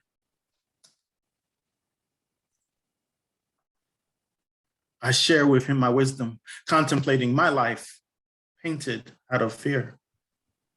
I surrender my wisdom, say yes, sir. Keep your hands in sight, your voice low. I remind him to say yes, sir. Keep your hands in sight, keep your voice low, out of fear. I write words of wisdom for my son, where the ink written will vanish. I share wisdom to him, show each innocent Black Death video, tell him he can be great. I teach him to be proud. I teach him to be submissive, surfacing out of fear. I share with him my wisdom, contemplating my life, painted out of fear. I want him to have wisdom, find warmth in diverse friends, reveal the wolf, feigned friend, thieving, having the law target my Black son is my fear. I write words of wisdom for my son, worried the ink written will vanish. I tell him to use wisdom, find a Mona Lisa half smile, make it hard to read his face. Don't laugh too loud, don't cry too loud, don't yell too loud. Breathes my dark clouds of fear. I share with him my wisdom, contemplating my life, painted out of fear. Wisdom tells me joy, enclosed in a woolly blanket, is inoculation for hope. You are beautiful. You are beautiful. Shaking him, feeling my fear. I write words of wisdom for my son, worried the ink written will vanish. I share with you my wisdom. Believe, resist yourself. Do not live in fear. Thank you. Thank you, sir. Thank you. Val. Wonderful, wonderful. Thanks, everyone. Great comments. Powerful stuff. Thank you. Wow. Thank you very much indeed. Come back. We'll try and get you on a bit early in the evening, sir. Thank you. All right. Please welcome back, Jeff Buttrell. Okay, so I don't have anything new, or at least not new and good. So I'm going to read you a bit from the book. So this is from chapter 7, A Page Story. And I guess what you have to know here is that my protagonist, Jackie, has been feuding online with this this person with the user ID Nagging Conscience 42. And he's represented by this user pic of a beagle puppy. So sometimes he's called the beagle or the puppy because she doesn't know his name. And previous to this, he's hinted here and there that he suffers from depression sometimes, like really bad depression. And other than that, at the beginning of this excerpt, she is researching an awful guy named Paul Shortage through a website about him. So I guess that's all you need to know for this bit. This website makes her feel icky. Much of it is a high school vicious circle, a Mean Girls ripoff without the Lindsay Lohan character. As if all of Paul's old school bullies have teamed up for one last virtual wedgie. Other times it is like slowly sinking into a mud pit of other people's bitterness. And some people won't mute. She wants a long, warm, relaxing bath, and she would take one if her teeny little pad had a bathtub. Instead, she goes back to Spitter. Today, because that's the social media site, today's slogan is "Spit and shine will save 9," whatever that means. And behold, another reply from the Beagle. Not that there's anything to be ashamed of in being afraid, Nagging Conscience 42 has written. Everybody feels fear sometimes. It's a healthy emotion. It's kept me from doing something really drastic to myself a couple of times. Like Hamlet said, but that the dread of something after death, the undiscovered country from whose bourne no traveler returns, puzzles the will and makes us rather bear the ills we have than fly to others that we know not of. Jackie buries her face in her hands, snorting with contemptuous laughter. Seriously, dude? A Shakespeare quote? And why is this person getting so upfront with her, hinting at these dark personal details? What makes the puppy think she wants to know about that? There is something wrong about this conversation, something that creeps her out. She clicks reply and types with a smirk. If you're pompous enough to quote Hamlet in your messages, maybe the world doesn't really need you anyway. She is about to post the response, her finger right on the mouse, ready to click. No. God, no. What am I doing? Way too far. She sits and stares, thinking about her response. She cannot send it, knowing how it could be misconstrued, but something will not let her delete the text either. Oh, come on, he's not going to take it literally, is he? It's not like he'd actually go do something, would he? She emits a forced laugh, but the situation does not seem funny. Jackie takes her hand off the mouse and uses her hesitancy as an excuse to go to the bathroom. When she gets back to her desk, she looks over the unsent message again. Whatever, she says as she clicks back to the tab with fuckpaulshortage.com. And I'll just skip the next part. It's just she's doing a little bit of research on that website. An unexpected yawn interrupts her laughter. One quick email check, and she'll hit the sack early. She bookmarks Paul Shortage's Spitter page. Her email notifies her of 2 new comments on JackieRoberts.com. One on a post from more than 10 years ago titled 10 Reasons Why I Love the Cinema, and the other on her 2015 essay about David Lean's brief encounter. She checks out the first one, scrolling down the post, wincing at what a bad writer she was in her 20s. Dominic the Poet has written, You don't understand that film is not a legitimate art form. It is not, and every educated person knows this. There are two distinct reasons. First, it is not an art form in itself, but is in fact a combination of all the other different art forms: drama, writing, music, photography, and so on. The second reason is that film doesn't last. It does not stand the test of time the way music and poetry do, but it dates instantly. Okay, maybe there's the odd exception like Casablanca, but for the most part, films always have early best before dates. She reads no further, replying, "Hey, Dominic, you don't sound like you've seen many films. I would suggest starting with the Police Academy series, which I would argue has stood the test of time far better than the logic of your argument will. Also, I suspect that your sexual history had an early best before date." She groans. Does that last bit even make sense? Far from her best effort, but it will have to do. Then she looks up to the reply to the brief encounter post. IMHO, the comment from Happiest Gilmore reads, "You are so pretentious. You are the most pretentious film writer on the web, and that's saying quite a lot. This essay reads like you've swallowed 3 college textbooks with a side of thesaurus, just showing off knowledge and no substance. Nobody believes you're that smart, Jackie. I can see through you like you're made of glass." She takes a deep breath. Then she closes her eyes and takes another one. Normally, this is the kind of cheap trolling that she loves. This should be inspiring her with another cutting comeback, another attempt to silence the witless. But if there's one thing she loathes being called, it is pretentious, especially after hearing it a few too many times in university. If you mentioned Hitchcock or Scorsese, they were okay with it, but God help you if you compared something to Ozu. Anytime you make some cultural reference that one person out of 100 might not get, that one person is sure as shit going to label you pretentious. You don't know if it's jealousy or ignorance or what. Jackie does not hesitate to call others pretentious if she thinks they deserve it, but when someone flings it at her, she wants to scream at top volume, raging at the sick, glaring injustice of it.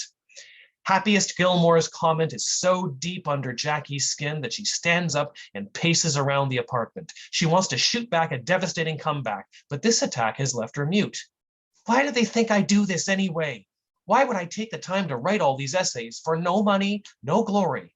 She does not write about film to show off. She does not do this just to look like an intellectual or an expert. She does this out of a pure love of cinema and a profound desire to share it with others who care about the art form and to teach those who want to learn. Pretentious? Who the fuck is pretending anything? I'm as true as you're ever going to find, you feckless twit. Not like a lot of others. Certainly not like some creepy, pedantic spitter douchebag quoting Shakespeare randomly. She stops. She sits down and flicks back to the tab with the puppy's last spitter comment. Still there, her unposted reply sitting in the text box. If you're pompous enough to quote Hamlet in your messages, maybe the world doesn't really need you anyway. She looks it over again and again. No, that's not right. I can't post that. So she puts the cursor at the end of the word really and deletes it. She is aware, after all, that she overdoes unwarranted adverbs in her writing. Good editing practice. Click, with a tap of the index finger, the comment is blasted out into the world, waiting to hit its yapping beagle target. And in Jackie's mind, some sort of justice is served. She's not sure how, but she can feel it, and that is good enough. He's not gonna do anything. If he expects me to take what he dishes me, he can take this. And if you want to find out what Nagging Conscience 42 does in reply to that, you're going to have to buy the book. I'm going to put some fun links in the chat. And my next Zoom gig is February 26th, as Amy pointed out earlier, February 26th at Gestalt. So again, I'm going to put the links in the chat, and you can have fun with that. Ah, what a tease. What a great way to finish. And just, that's wonderful. Thanks, Jeff. Cheers. Thank you. All right. We're moving on. We've still got a bunch of people go and a bunch of first timers. So would you please welcome to Blot, the very first time, Libris Monastico. Hope I pronounced that right.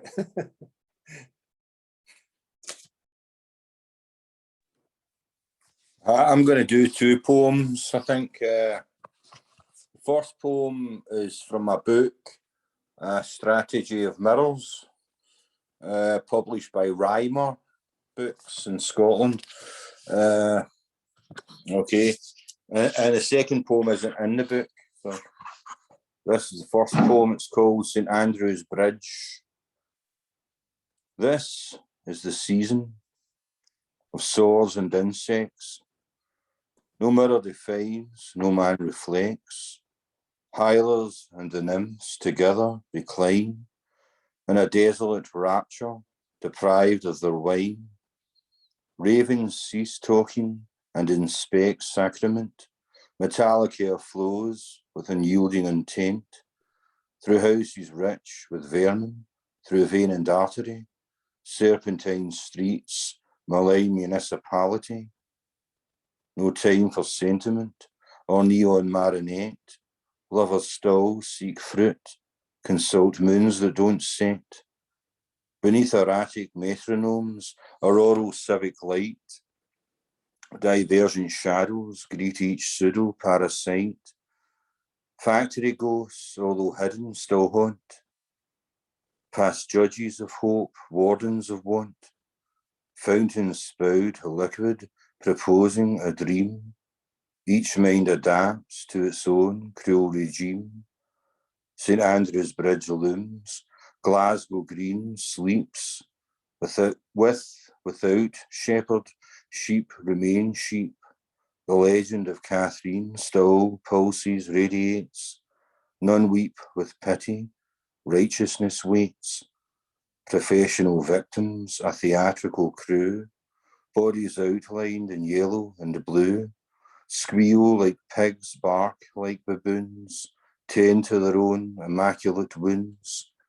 Soothsayers harness an illusory flame, on puny clay tablets inscribe a false name.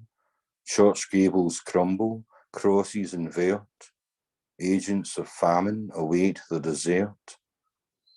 Tamed birds of prey, prettified, preened, squirm and recoil from a fictional fiend. Unnamed characters from a sci-fi novel. Nullify, invent, prostrate and grovel. Patiently wait for the next crucial scene. Flesh and blood cogs in an abstract machine. Nelson's monument stands a tall yet frail guards against what?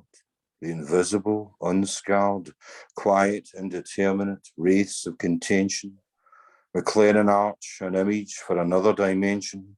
Upon the grey River Clyde, swans appear black and still maintain grace, whatever they lack. Tonight's moon illumines a conflict of mass, the stained yet aqueous pavilion of glass. 1,000 souls cross St. Andrew's Bridge, subjects no longer of grand sacrilege. A mother and daughter break, scatter bread, stand still like ravens, awaiting their dead. No mirror defines and no one reflects. This is the season of swords and insects. And this next poem is called Blonde Woman with Sunglasses. Okay. Sometimes everything becomes as meaningless as a blonde woman with sunglasses. Still, there is something reassuring about the blonde woman with sunglasses as she sits there, alien to any regime. Will I build my new empire of vanilla ice cream? So quickly it melts to a cipher supreme. All spheres seem impenetrable as this blonde woman with sunglasses. Where do I know her from? A reality removed, one the gods forsook, or possibly from a picture in some pictureless book.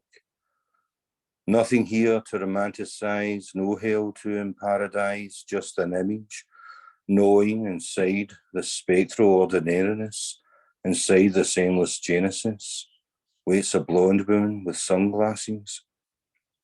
Against a world of grain, against a simplicity none dare explain, against the immeasurable, sits the blonde woman with sunglasses, emitting herself below gravity and sun, and the knowledge everything has already been done, that nothing is ever contained in a day, that one more metaphysicist shall kneel down to pray, that the common man sleeps a great absence of time, and that in itself is oddly sublime. Sometimes everything becomes as meaningless as a blonde woman with sunglasses.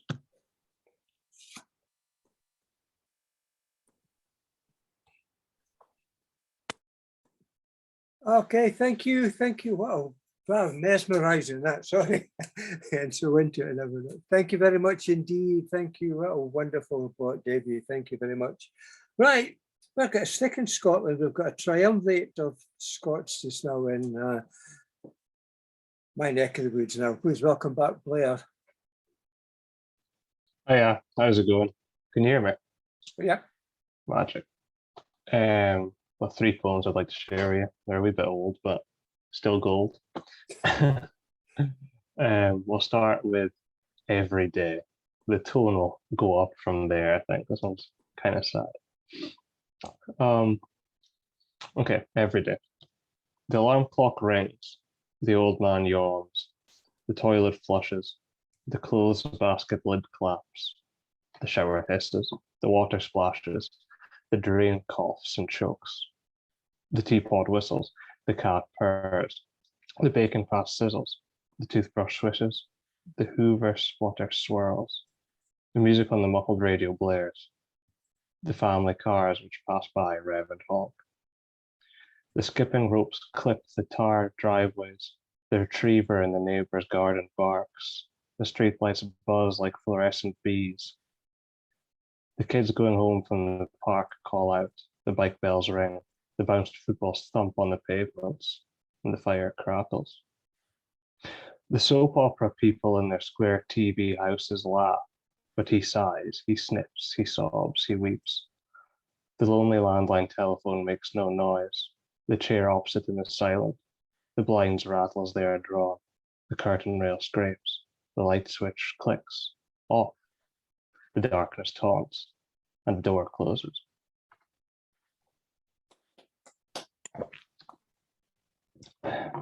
As I said, the tone will go up from there. The next one is Has Been.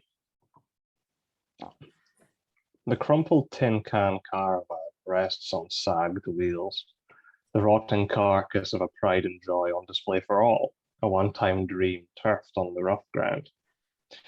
The grass caresses the smeared windows, foggy like October holidays to Fort William, or rain-dampened trips to the seaside where windswept picnics with soggy sandwiches were enjoyed all the same. The cozy interior, frozen in time, is home only to the crows, to the mice, to the green and blue mildew spreading like a stain on the curtains. A faded magazine, folded, crushed down the side of the cushion. Yesteryear's style. The soiled steel groans, rain running red like mascara streaks on pale cheeks. The rough rust glazes the whitewashed and dirt-speckled panes, leaving the glass rose tinted as I turn away.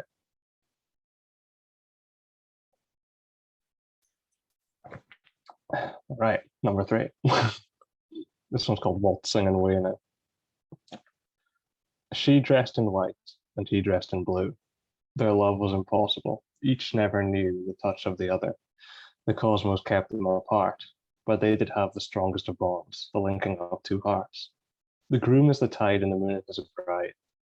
2 lovers who cannot meet, yet find them in the peace of the night. He dances while she plays the beat. And that's all from me. Cheers, Finn. Cheers, Blair. Thank you very much indeed. Thank you. Might see you. You got a spin in Wednesday, are you? I will be. I'll see you then. Yeah, cheers, thanks. All right. Let's rattle on now. It's getting late and a lot of tired eyes going about.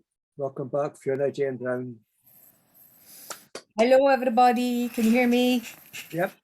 Cool. Right. Okay. I've got 2, 2 Doric ones.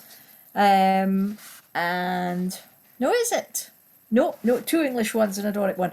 I'm starting with one I wrote last October when a friend of mine was getting a heck of a lot of grief on Twitter and TikTok with guys just really being sexual and giving her unwanted attention. And she's only a young woman, very talented, but she just seems to get shit from them. So I thought, right, so this is addressed to the laddies. All right, lads. Yes, you, men, males of the species, cis white Neanderthals, pin back your luggles, because here's one lassie who's going to address you. Address your misogyny once and for all. I need no permission for objectification. You never asked it of me. Ginger nut, 4 eyes, specky, you called me. I was a child. You were children too. And even our teachers, complicit with the patriarchy, told us all to ignore it. You should smile more, you said to me, in front of your son. Oh yeah, teach them young. Show them it's okay to be rude, suggestive, offensive and intrusive to women, because we're the weaker sex and we should stay in the kitchen and have the babies and keep house. Bitch, attention-seeking whore, you called my friend. She never asked you. You hid your hatred for the women who didn't start as women because she was their ally and not ashamed to say so. Or shut you down, block you out, give as good as she got under a hail of sexist shit until she could no longer bear your endless stream of obscenities. You used your position to rape and murder. Sarah didn't know. She thought she was in trouble when some big lummox cop told her she was under arrest. She was just walking home. Why should we police our bodies when you don't bridle yours? Why should we have to text to assure our friends, our mothers, that we're home safe when we've only been down to the shops? Why should we have to flag down a bus? Why should we have to flee the law? Why is it always our fault? But no more. We will not be silent. We will fight you like we did in suffragette times. We will band together. We will be a force which welcomes all women. Knox called us a monstrous regiment. Well, how right you are, Johnny boy. We are Khaleesi, Minerva, Medusa, Boudica, the Pankhurst, Virginia Woolf. We are Rita, Mary Magdalene, Rahab and Ruth, an army who made you. And we can unmake you too. So you, yes, you, I know what you're thinking. Those guys aren't so bad. It's not all men.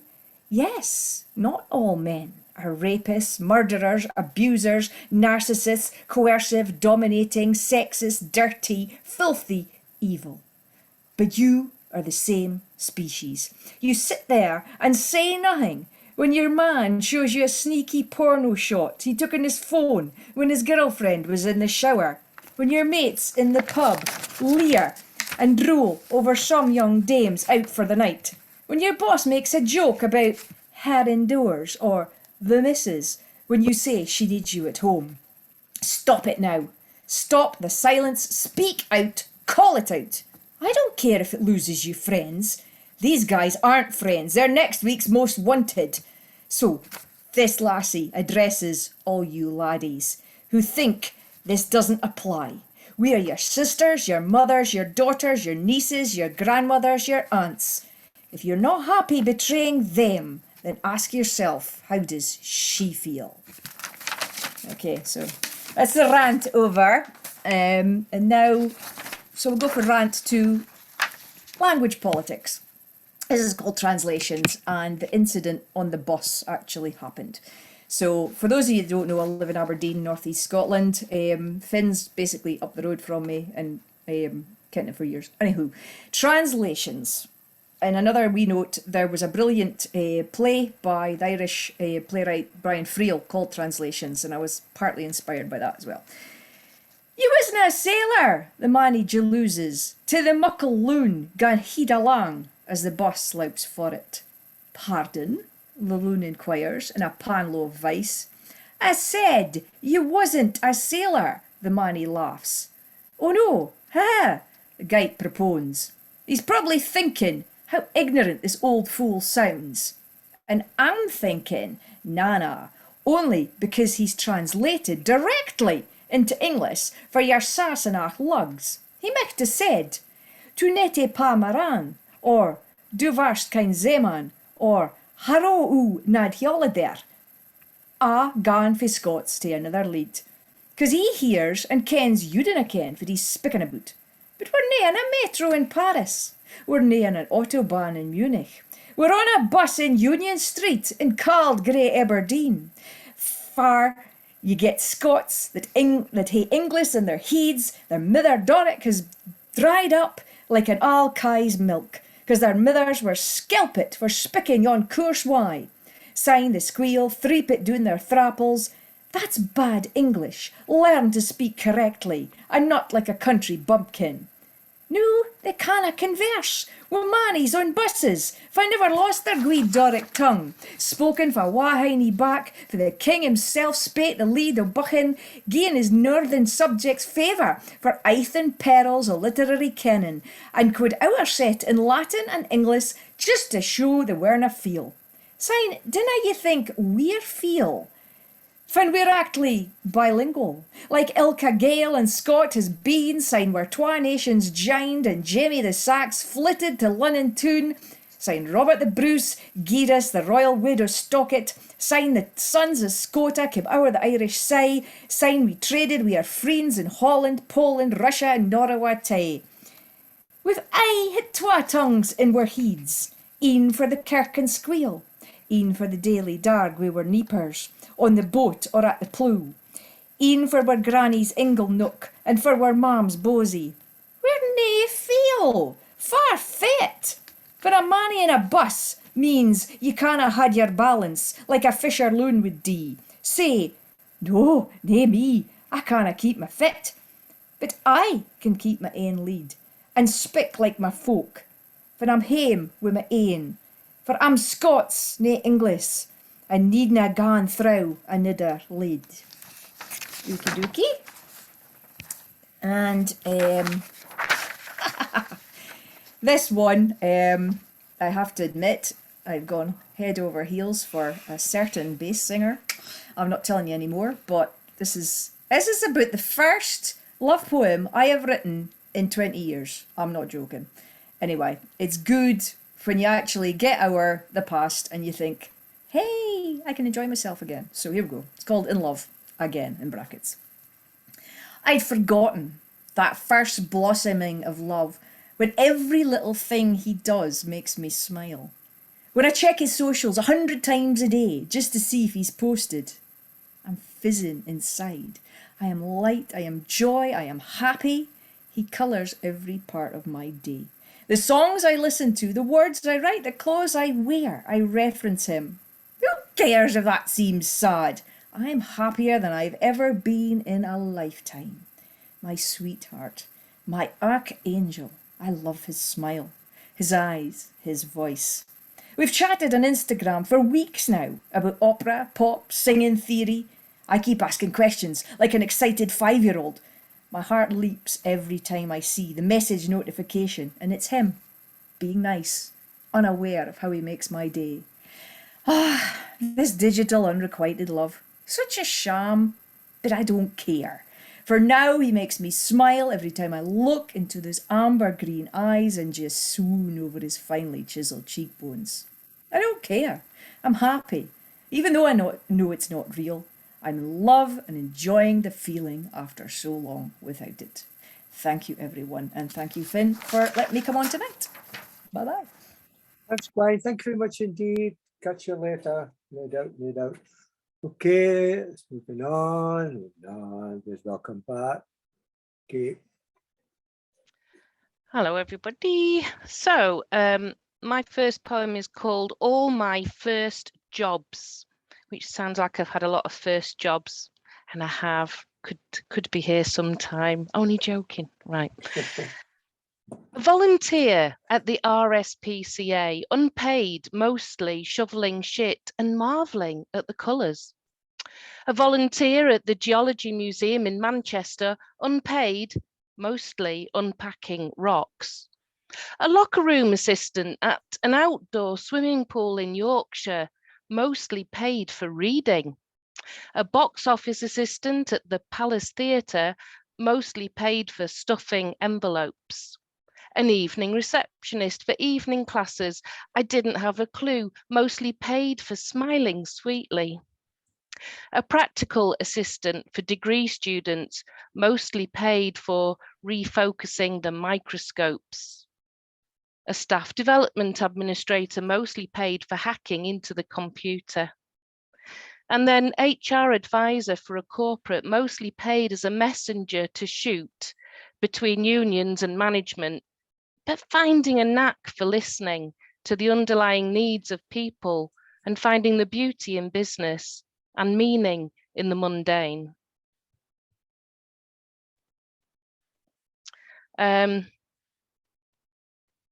Just did a writing workshop yesterday, and we were asked to think about reflections in water.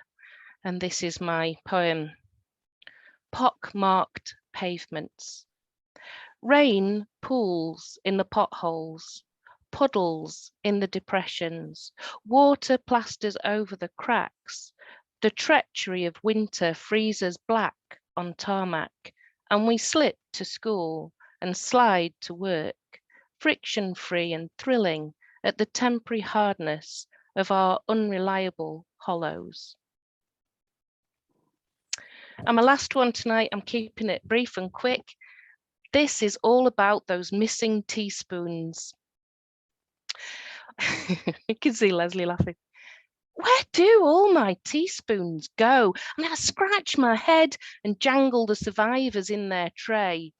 Wonder if the escapees swam to safety with the dregs of last night's takeaway curry, slipped between the dinner plates, rejoiced in the sprinkling of hot showers, grinned upside down at each other as they fled, gliding away, quicksilver shimmering in the moonlight.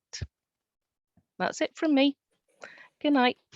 Thanks, Kate. Thank you very much indeed. Thank you. Thank you. Thanks everyone for sticking around. I know it can be a long night. For those that's not used to it, yeah. Some of us, Kate and Leslie, were used to these sort of long sessions like. But anyway, please welcome Clive Osman. Hello. Hello. Right. Hello. Okay, so I'm going to do a bit different tonight. I'm going to do 3, all pretty short, and just doing something different to what I've been doing the last three weeks or so. So the first one is actually one that I wrote about 3 years ago, and it came up on my Facebook memories today, and it was only ever meant to be stupid. But I sort of read it and I thought, actually, I think I could get away with that now. So, I mean, my dad was a gambler, and he probably gave more money to the bookie than he did to my mother, to be honest. But that's beside the point. Because of that, I always sort of, as a very young age, I was very interested in horse racing. And when I was little, I wanted to be big. I also wanted to be a jockey. And it never occurred to me how this couldn't work, or even how much falling off horses could hurt.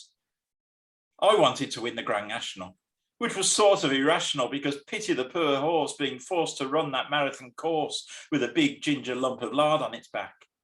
I know the Grand National is a handicap, but that's just being ridiculous. So I gave up on that particular dream, never made it on the horse racing scene, got all sulky at being too big and bulky to make a living as a jockey, and turned my attention to the sport of ice hockey. Yeah, that's a great game, but it's a terrible shame that I get properly shitty if it gets a bit nippy, and I have no sense of balance if the ground's a bit slippy. My career path was not well thought out, but now at last I've removed all the doubt. With this masterpiece, it may sound improbable, but I want to be a writer of doggerel. Thank you very much. So that's the first one. The next one is an old one, which I performed for the first time in absolutely ages the other day, just as a quick one, as a lightning round, as an event. And I thought, okay, let's give that another go then. And it's called Capitalist Poem. Look at my wad. Look at my wad. Bow down to me because I've got lots of money. Is God. Count it. Go on, count it. I won't spit. I've got class. Thousands of pounds of it. So kiss my ass. I've got power. You do as I say, because today, like every day, you give thanks to me. I pull the strings. Remember this. It's one of those things. If I say kiss my feet, you kiss my feet. Kiss them. Go on. Kiss them. Earn your keep. You know it makes sense. If you want a few coppers, a few extra pence, do as you're told. Obey me or you're out in the cold. There are strokes I can pull to end all your hopes, set you on a slippery slope. So look at my wad. Look at my jag. Look at my house. Look what I have to spend. I know you're jealous. Don't pretend. How dare you call me a fucking bellend? Thank you very much. So that's that one. And for the last one, I'm sure a few of you will guess what's now coming, but I've got to switch my camera off for a second because I've got a special guest. So hang on a second. I'm sure several of you have already guessed who this special guest is going to be, but she's a bit shy. She doesn't like the camera. She's not used to it. And I'm having to coax her to come out of the kitchen and, you know, come out of hiding and face the camera. Especially on a special day like today.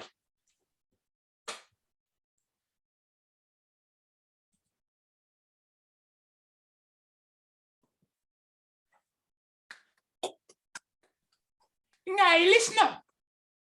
I have today been celebrating 70 years on the throne, and I haven't touched alcohol at all. Hornets. Cross my arse and hope to die. No, sir. I decided it would be a good idea to come to a poetry do. I know you people like talking about daffodils, writing sonnets about clouds, and showing deference to your government. Yes, that's it. Government. But I'm going to burst your bubble. Get a grip, woman! That's cleared my head. I'm not going to do poetry. Fuck me, no. That's Armitage's job. And he's been on the sherry. Armitage Shanks, I call him, because his poetry is shit. But don't tell anyone. It's our secret. Oh, I sound like Andrew, sorry. Now, I know I am supposed to stay neutral and not discuss politics, but I just want to say, Horace Johnson, yes, Horace Johnson is a horrible fucker. If it wasn't for the Charles problem, I would abdicate rather than talk to that wanker. But never mind. Okay. Carry on with your poetry. What? What are you all staring at? Fuck off, you oiks. Thank you very much.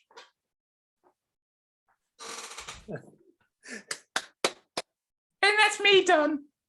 Thank you very much. Okay, thank you, Clive. I wonder if you're kind of you to celebrate her platinum year of scrounging. Thank you. Thank you very much. All right, please welcome. We're getting on the list. Sorry to keep you waiting, mate. Yeah, welcome back, Dig Wayne. Hello, everyone from Los Angeles.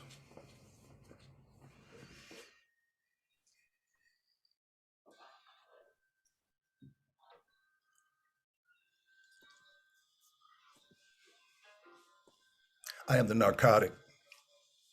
I am the poetry you've never read. I am the words that you seek out, score, break down, inhale, ingest, chop up, cook up, cry for, hit up, die for, lie for. I am the letters that rush through your veins. I am the poetry that warms your guts. I am the first time that you could not resist. I am the kick that keeps you coming back. I am a Malibu rehab resort. I am Flipper, the drug mule. I am DEA on the take. I am the friend that is always there. I am the dream that you cannot dream without me. I am the nightmare that captures your fucking soul. I am your mother's pawned wedding ring. I am the breeze that cools your fevered brow. I am the hot sex that you forgot about. I am not your side bitch. I am the pimp that won't let you go back to Ohio. I am 42nd Street in 1977. I am the love you fall in. I am all that you see. I am all that you hear. I am relaxation. I am sensory. I am method. I am your movie star. I am all the drama you will ever need. I am Del Lord. I am Doc Ellis. Without me, you are deaf. Without me, you are dumb. I am everywhere. I am your life. I am your legacy. I am your birth certificate. I am your childhood. I am your social security number. I am your glowing birthday cake candles every goddamn day. I am every holiday you will ever celebrate. I am your eulogy. I am your autopsy.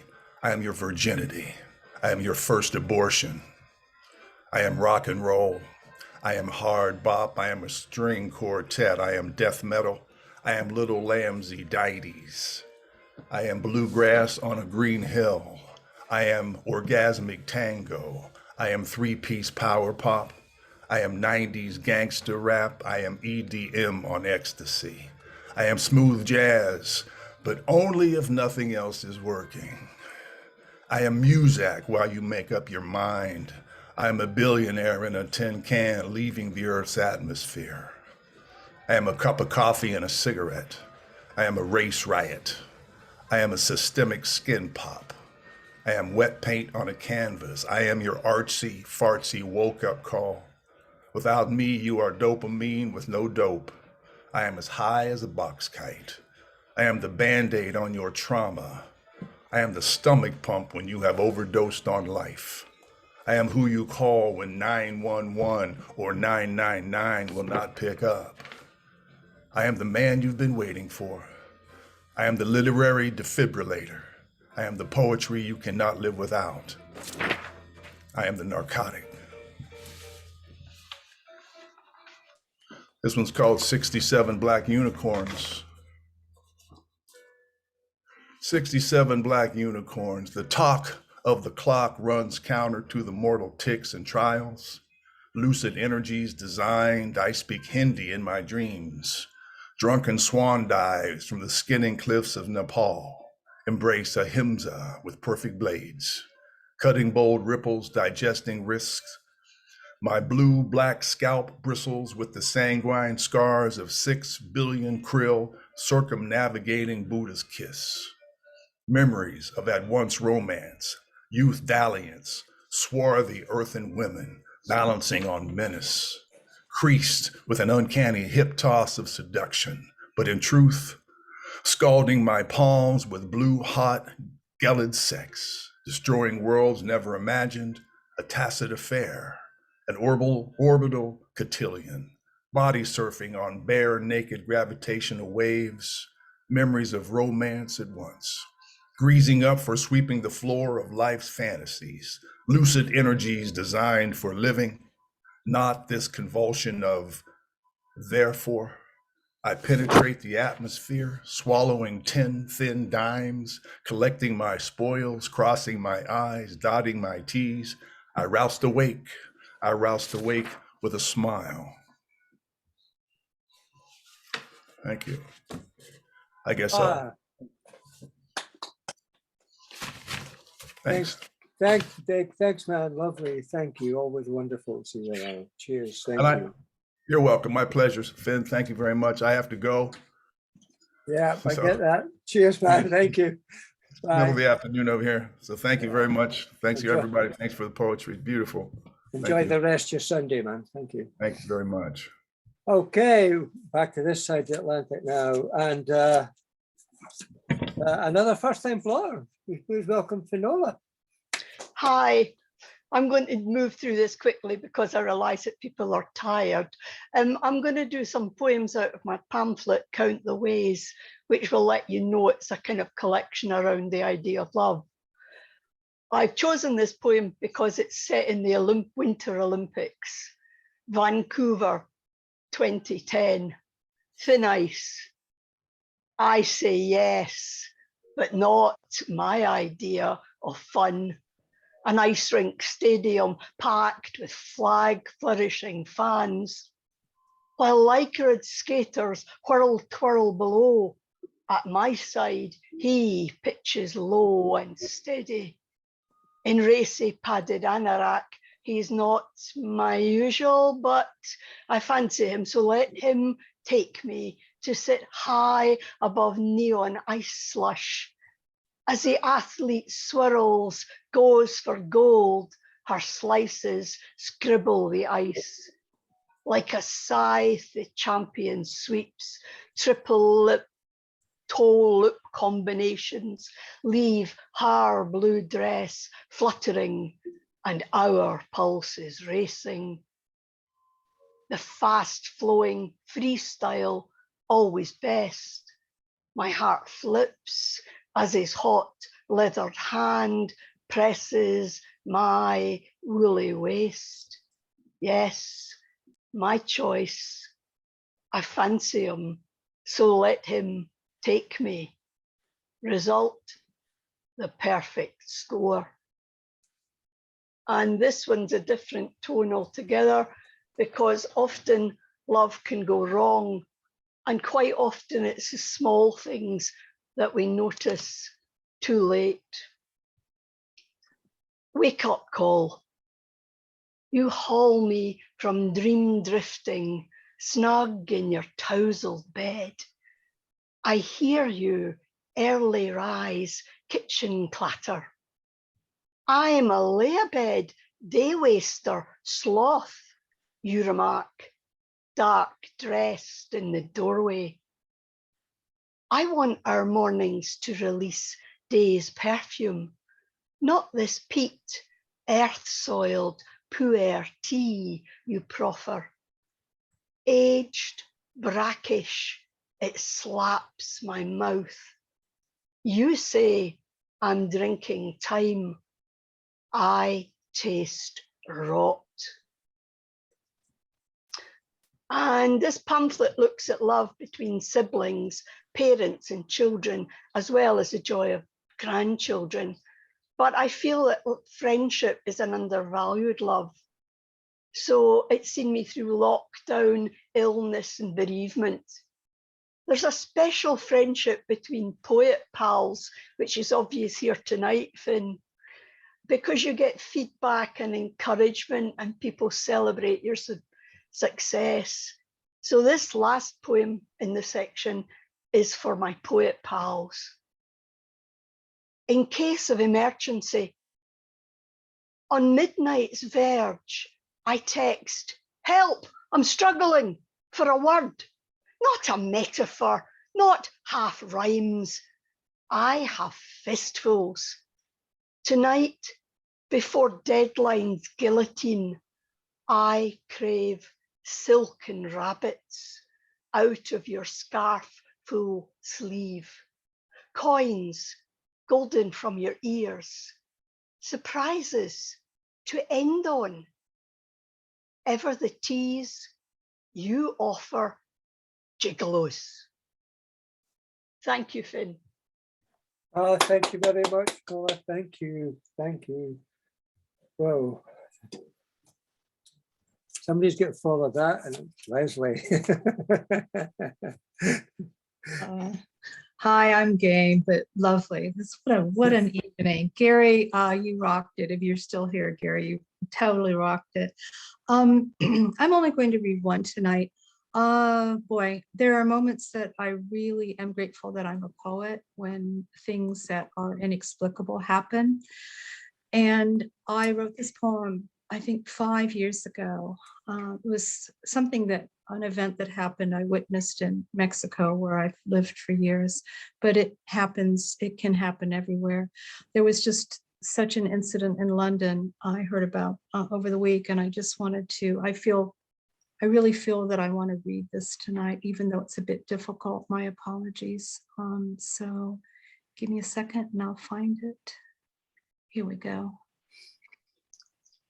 The title is The Flower That Was Your Heart. It's for Virginia Norma Lily Heredia Perez. We, the women, know you, the flower that was your heart. Blood now spilled on the concrete outside that day.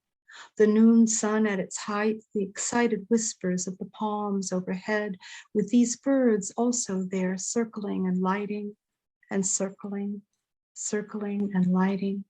The excitement of the Friday market and the crowds just meters away. It was sudden, they said, those who watched this as it came to you and happened, slow motion as it is often, this called death, but fast, so fast, too fast for the eye to hold it and know. You standing there and him with the knife. Did you see it? Did you know before it hit you that it would happen, that it was going to happen, that it happened and you are dead? The knife sheathed, the invisible, and the sudden plunge into your heart. The alarm of others, the alarm of you that spiked high and bright, a flower in sudden and glorious red bloom, the height of it, the depth, the rising, the descending, the fall. Who would know this flower that was your heart? This midnight kiss of your awakening with bloom there at that moment with the sun poised there at ready noon, there at the moment of explosion, then flatten and fall, the essence of you spilling out and you gone for no reason. A momentary fit, a twitch of unchecked rage, not right, no justo, unfair. And who there? Who was there to know, to stop, to say, please, please, no. Think, her heart which beats with us as ours beats, as one, as we are one, not separate, but one. We are one heart beating, the head spinning in justification that he owns this heart to destroy. The arm overhead poised to strike, and it does strike. The flower now bloomed, then to be as sidewalk and washed away clean. And we, the women, your chorus, we, the women at the market in our line, our market tables joined safely inside this gate, the mango trees arching overhead, sheltering us, the gentle branches lifting and sighing with the wind sudden come up somber, and we sing your praises, bowing to the four directions and praying for you, who we did not know, but who we know with our hearts, all of us so deeply in our hearts, singing together as one voice, thinking together as one of the flower that was your heart. That's all for me. Thanks. Thank you, Leslie. Thank you very much indeed. Wonderful, wonderful. Thank you. Okay, next up, we've got 3 people left and they're all first-time blotters. So please give a wonderful welcome to Blue Flames, the poet.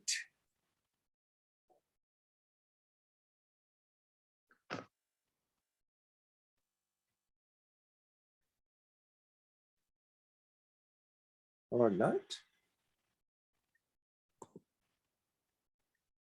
Are you there? Oh, okay. All right, sorry, you're still on screen, but not there. So, okay, we'll move on now to Danielle Boyles.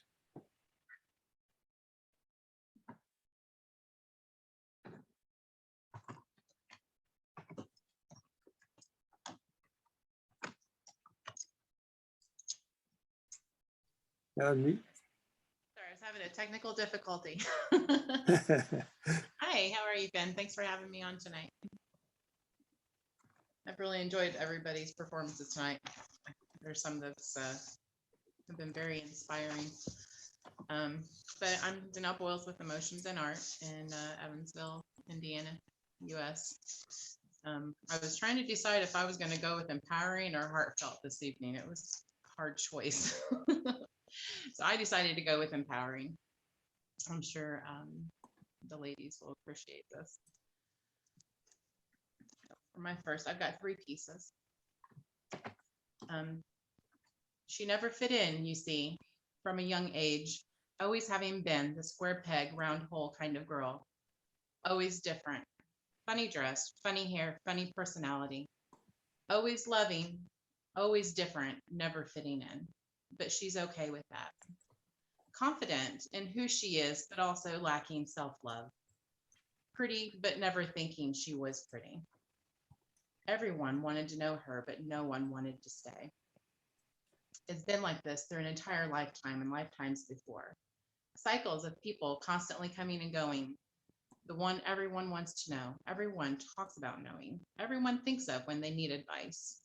Everyone forgets about despite how much she is loved. Always been different, and she's okay with that. Always been the one to lend a hand. Always the one to come when you need help. Always the one to uplift, even when she's dying inside. Always the one to handle the worst disappointments with stride because there is no other choice. Always staying too long. Never fitting in, but she's okay with that.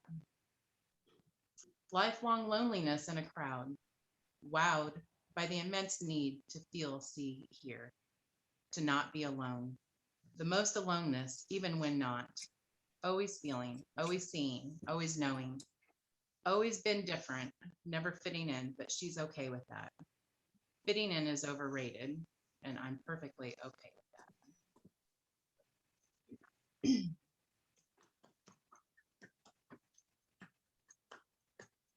I will trigger you to see, mirror your most heartfelt sympathies. Those lost deep regrets, wounds deep in the soul, all those traumas you must learn to let go. My light and love will make you see what karmic debt needs to be cleared from your misery. Shadows and depths you never knew that you still carry around within you. Triggered by light even through my dismay, I'm here to help show you the way. Heal all your wounds and past battle scars, childhood memories that lead you to bars. We turn our addictions to heal our past by raising our lips to the drinking glass, binging the food or hauling ass. A shopping spree or many trips to the gym is all addiction that is found within. Workaholic all day. Some days we just don't stop, avoiding our traumas because we try to get lost. You're just like me and I'm just like you. This is just what we do. We turn to our weakest, most subtle addiction to handle our mental, deep-seated afflictions. An escape from the past our wounded souls need to see. We are our own worst enemy. Heal the internal struggle, the lost little boy, the innocent girl who once brought you joy. Let them tell you what, why, and when. Only from there can you begin. To heal the wounded, the deep regret of every moment that you digress. Letting your traumas and wounds control your battles, letting it control your light and your shadows. Heal the within and let it all go. Heal within and let your light flow.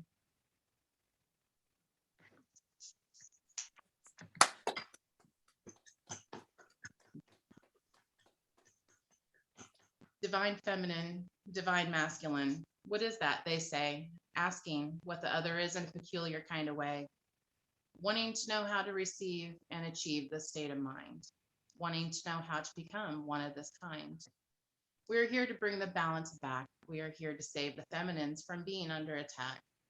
She will make you see her soul burns bright, that her will doesn't bend to anyone.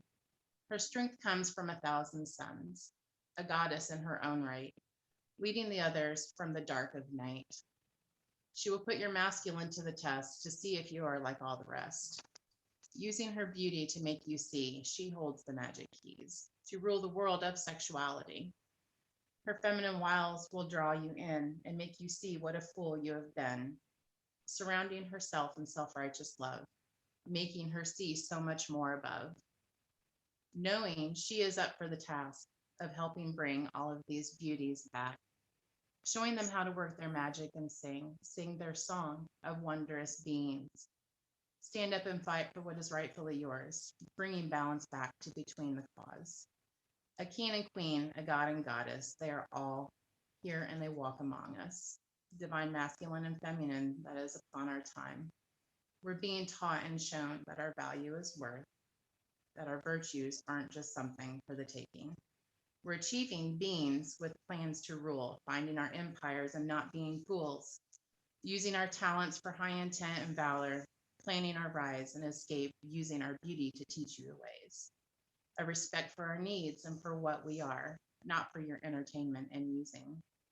We're here to achieve great love and design, a love that is from within a world that can't be seen, within a realm outside our reality, from beyond the human mind and conception. So today you rise up. Today you feel different. Today you take back what is yours inherently. Show the world you know what is rightfully yours. Let your goddess take control of the wheel for a while. She knows what's best and what needs to be done. You just have to let her show up and then become one.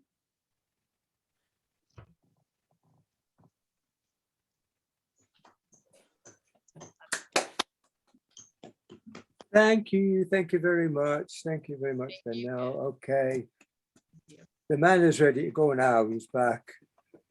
So, welcome, hopefully, if you're ready. Blue Flames, the poet from Queens in New York. Hey, y'all. I know. Took a little bit for me to get back on here because, I was handling some stuff with the family. But nonetheless, I'm ready. And so far, I've been enjoying everything that everybody has performed. I know I wasn't here from the very beginning of it, but I'm always open to show support for everybody regardless. And on top of that, just because I was muted and didn't show my face this whole time doesn't mean I wasn't listening. All of y'all are incredible. So I actually wanted to share 3 pieces. So I'm trying to look for my first one now.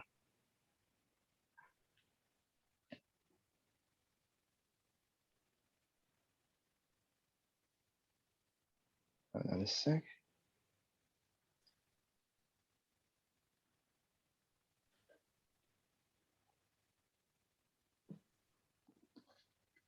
All right, I got one. This one doesn't have a title. So here we go. Silence is golden. Sleeping with a catchphrase at this point. Broken down in depth. The quiet that makes the most noise. In my case, a hollow shell as my process fill in the space. Silence is the barrier between me and the world while I'm alone with my thoughts. The chaos continues to spread. No, I'm not saying wildfire. I'm not saying virus. We're already dealing with that right now. Silence is an empty promise when it's not executed properly, or at least the best it can be. A dream back burning till it actually happens. Silence is hearing the inner screams of my passion and pain.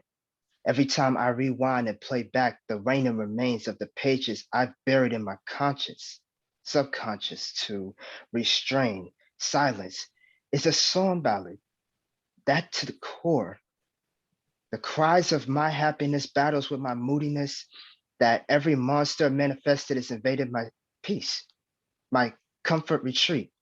Silence is the depiction of my visions being challenged, the eclipse of the spotlight and the curtain, my back turned from the public. They badger, I walk away. Silence is my mental projections of every possible outcome.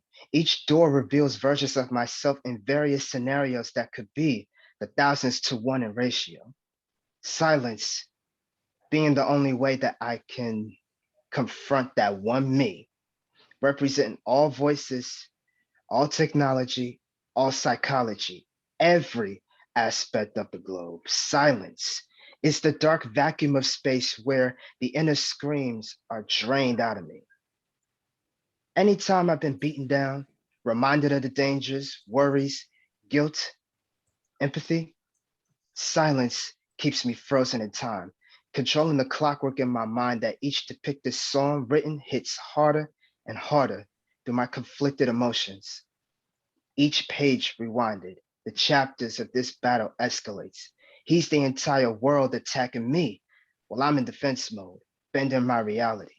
This projection of my doubts to prosper, concerns of being another Black victim in the USA, self-pity in my mistakes, of retaliation, to seek help, only to feel for lives that didn't deserve death.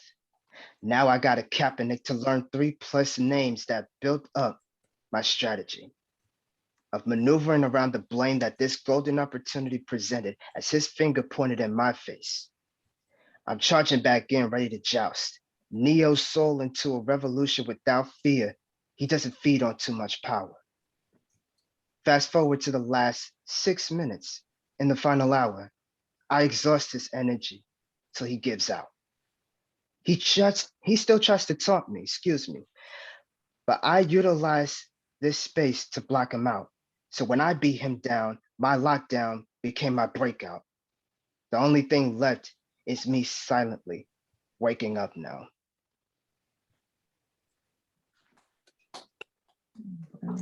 That's great.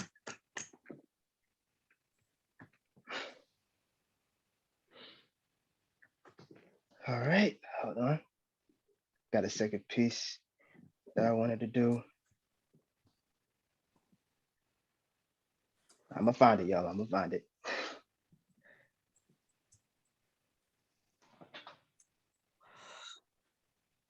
Let me see.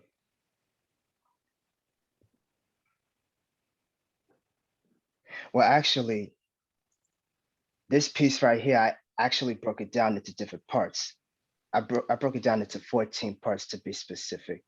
So bear with me on this one.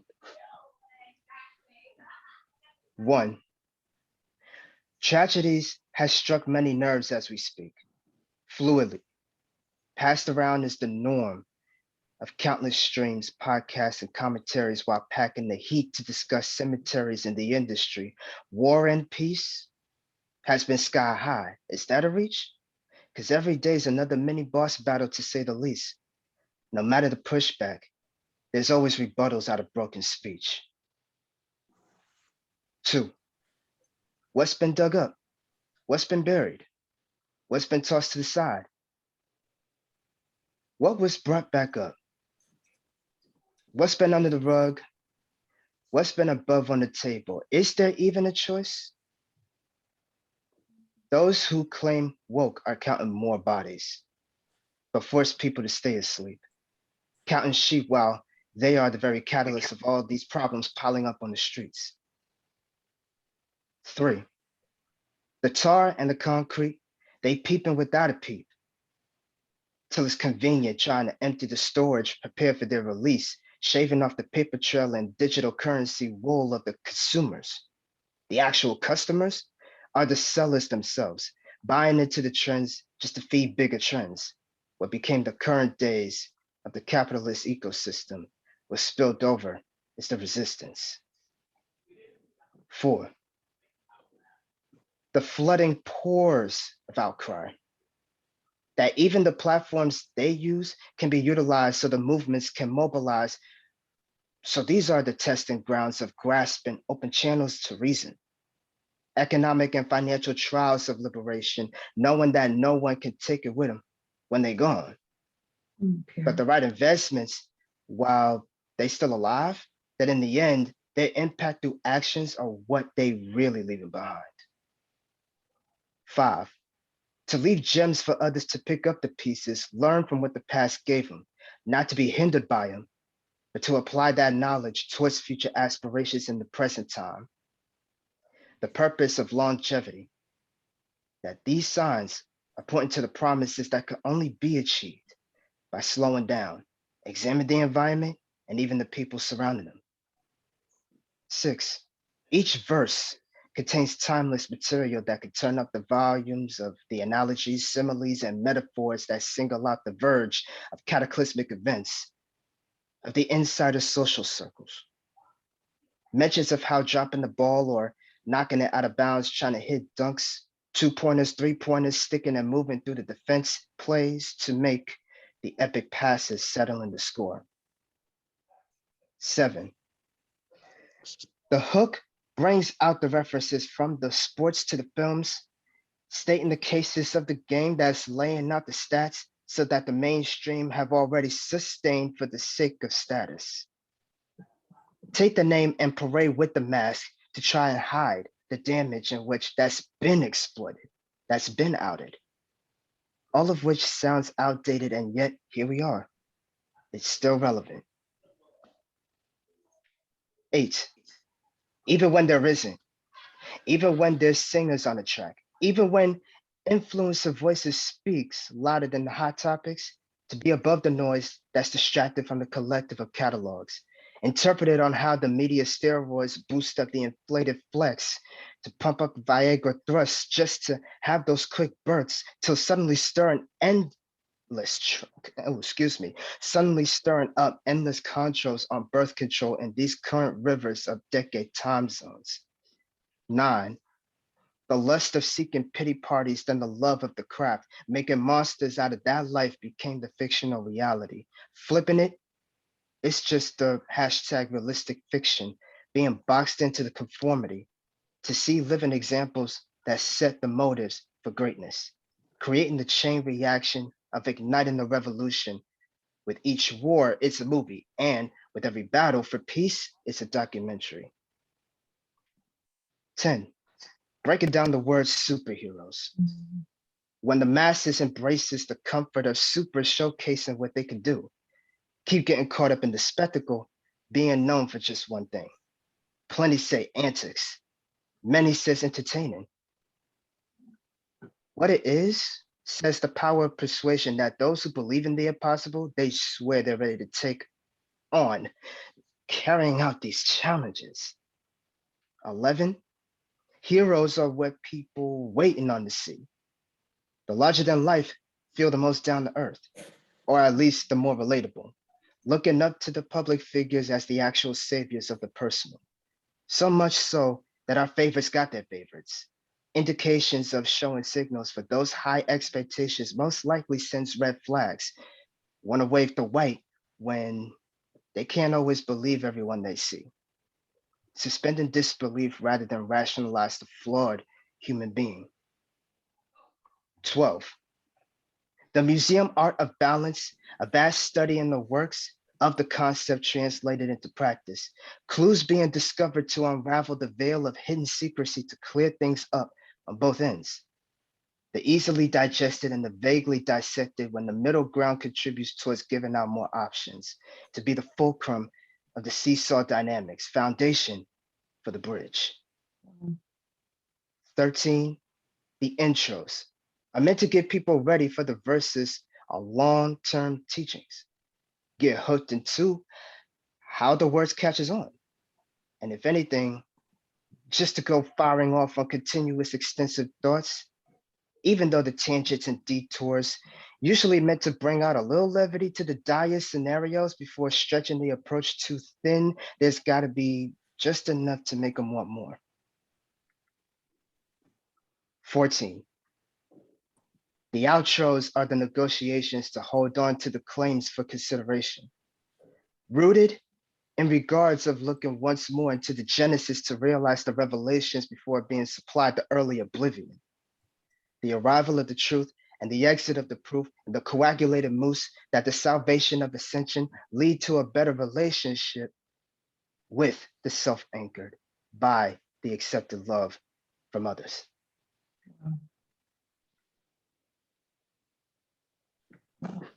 Woo! Wow.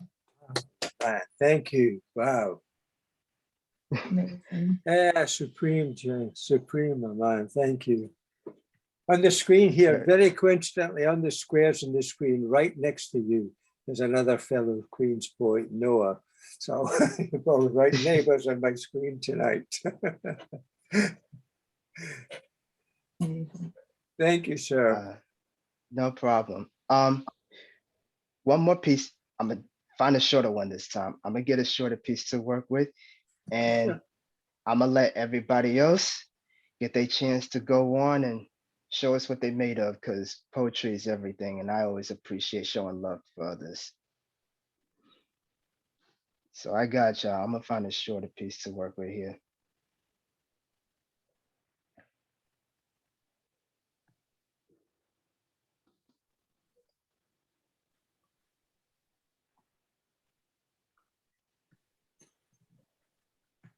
Let's see.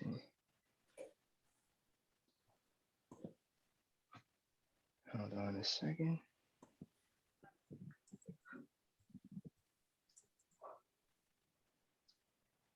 Hold on. I'm gonna find it, y'all. I got y'all. Hold on a second.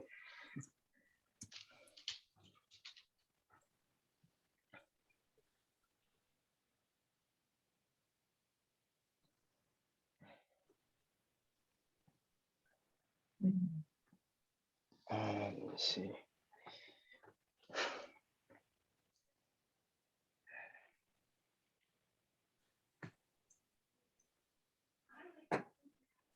Let me see. Here we go.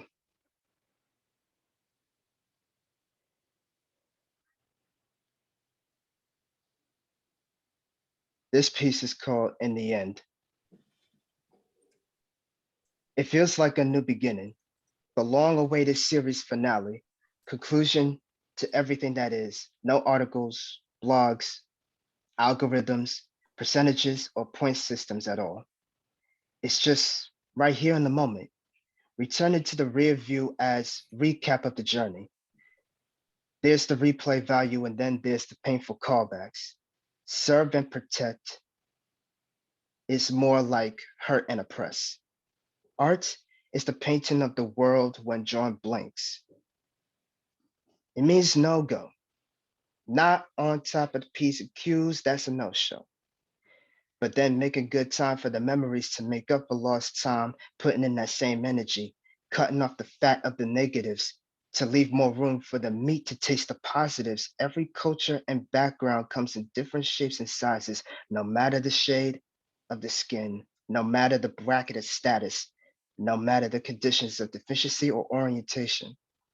People are people. It ain't hard to recognize it. Life's true nature in design and disaster.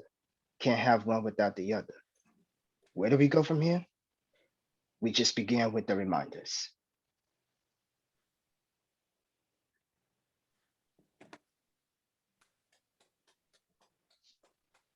Thank you very much. Glad you found it. Glad you found it. Cheers. Thank you. Absolutely. And thank you. Thank you for having me here. My pleasure. My pleasure. Glad we came across each other, man. Thank you. Right. We're down to a final. Sorry to keep you. Someone who zoomed in tonight and asked to read. So please welcome Michelle. Hello. I'm so glad I found this. Okay, so I have 3 pieces. The first one is called Luminary. A glimmer or shimmer, be nearer unto me. Guide against the terror of the night.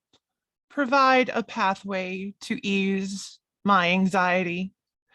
Illuminate against the shadow of lurking potential harm.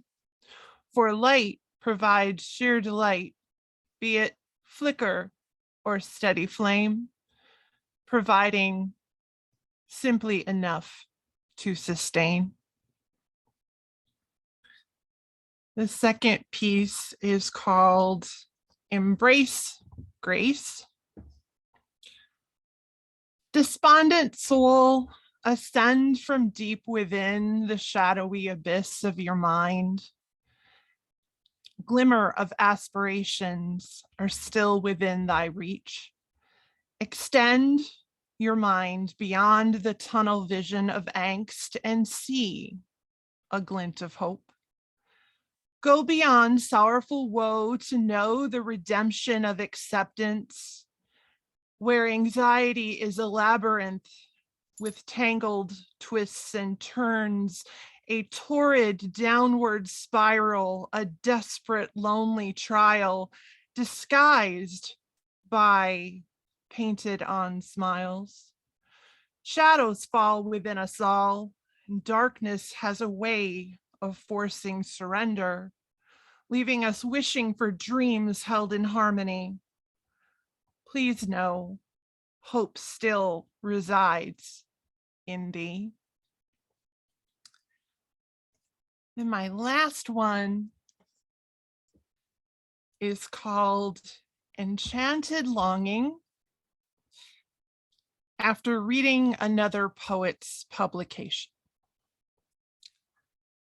Words tender and sweet, written with passion, unvoiced, yet not unsaid. They now echo within my head. Words only just read now hold immeasurable value. For we seem to have shared heartbreak, rejection, and neglect. Both aching souls shattered by loneliness, grief embodied by darkness. We too also know despair is a curse cured by care and attentiveness. Two souls yearning to heal. The heart longs to hear its lover's song. Endure, sweet amour, for here is where you belong. Must I employ a cartographer to map your journey home? Do my prayers fall upon deaf ears? But then I remember those linked by destiny will always find one another. So I call out, listen, and wait, seeking out that which I envision, knowing one day I will reside within thy calm, secure embrace, and true love's kiss will remedy all that has been amiss. Thank you. Woo! Thank you, and I'm glad we found us too. Thank you. Wow, what can we say about that tonight? That was, I say this every time as Leslie knows, how can it get any better? And it just seems to get better and better every time, and longer every time as well. Like, so I think this may be, yeah, 4.5 hours. That's a record so far. That's a record. That's even beating the time, Leslie, when what do you call him? Oh, I can't remember his name. Bruce took over the last 20 minutes to do some rambling thing that he was doing, and this is still. But a great night. I'd like to thank everyone who lasted, everyone who popped in, everyone who popped out. A special thank you to my friend and awesome and fellow host Gary Huskinson for just such a brilliant show with applause for Finn as well, and with my friend Noah helping out, and the now gone from here Henry Lohman helping out too with that. It was just awesome. I never know what to expect from Gary at the best of times, but I had an inkling tonight, but nothing quite like that. Thank you very much. Thank you. Next month we're back on the 6th of March, usual time. Not quite sure who we've got headlining yet because Henry really doesn't want to do it. So I'm looking at you. International Women's Day that week, so pick from one of the women. Finn. Well, there you go, Jacqueline. You can't. We'll talk about that. Yeah, it's a suggestion. You don't have to. But no, Henry nominated Jacqueline, so if she's up for it, I'm quite happy. There you go. Quite happy to do that. I just feel really bad on Henry. It was like really sweet of him. No, he doesn't. He really. He's got a film that he wants to do, so he hasn't finished it, so he's going to do that later on. So cool. Okay. So we'll talk. Yeah. And thank you anyway. That's a good one. I never knew that, but thanks for the heads up. Okay, cheers. Thank you. That'll be a theme. Be a theme. All right. I'll bet tell Gary. He'll go whole hog on that one. International Women's Day. That's fine.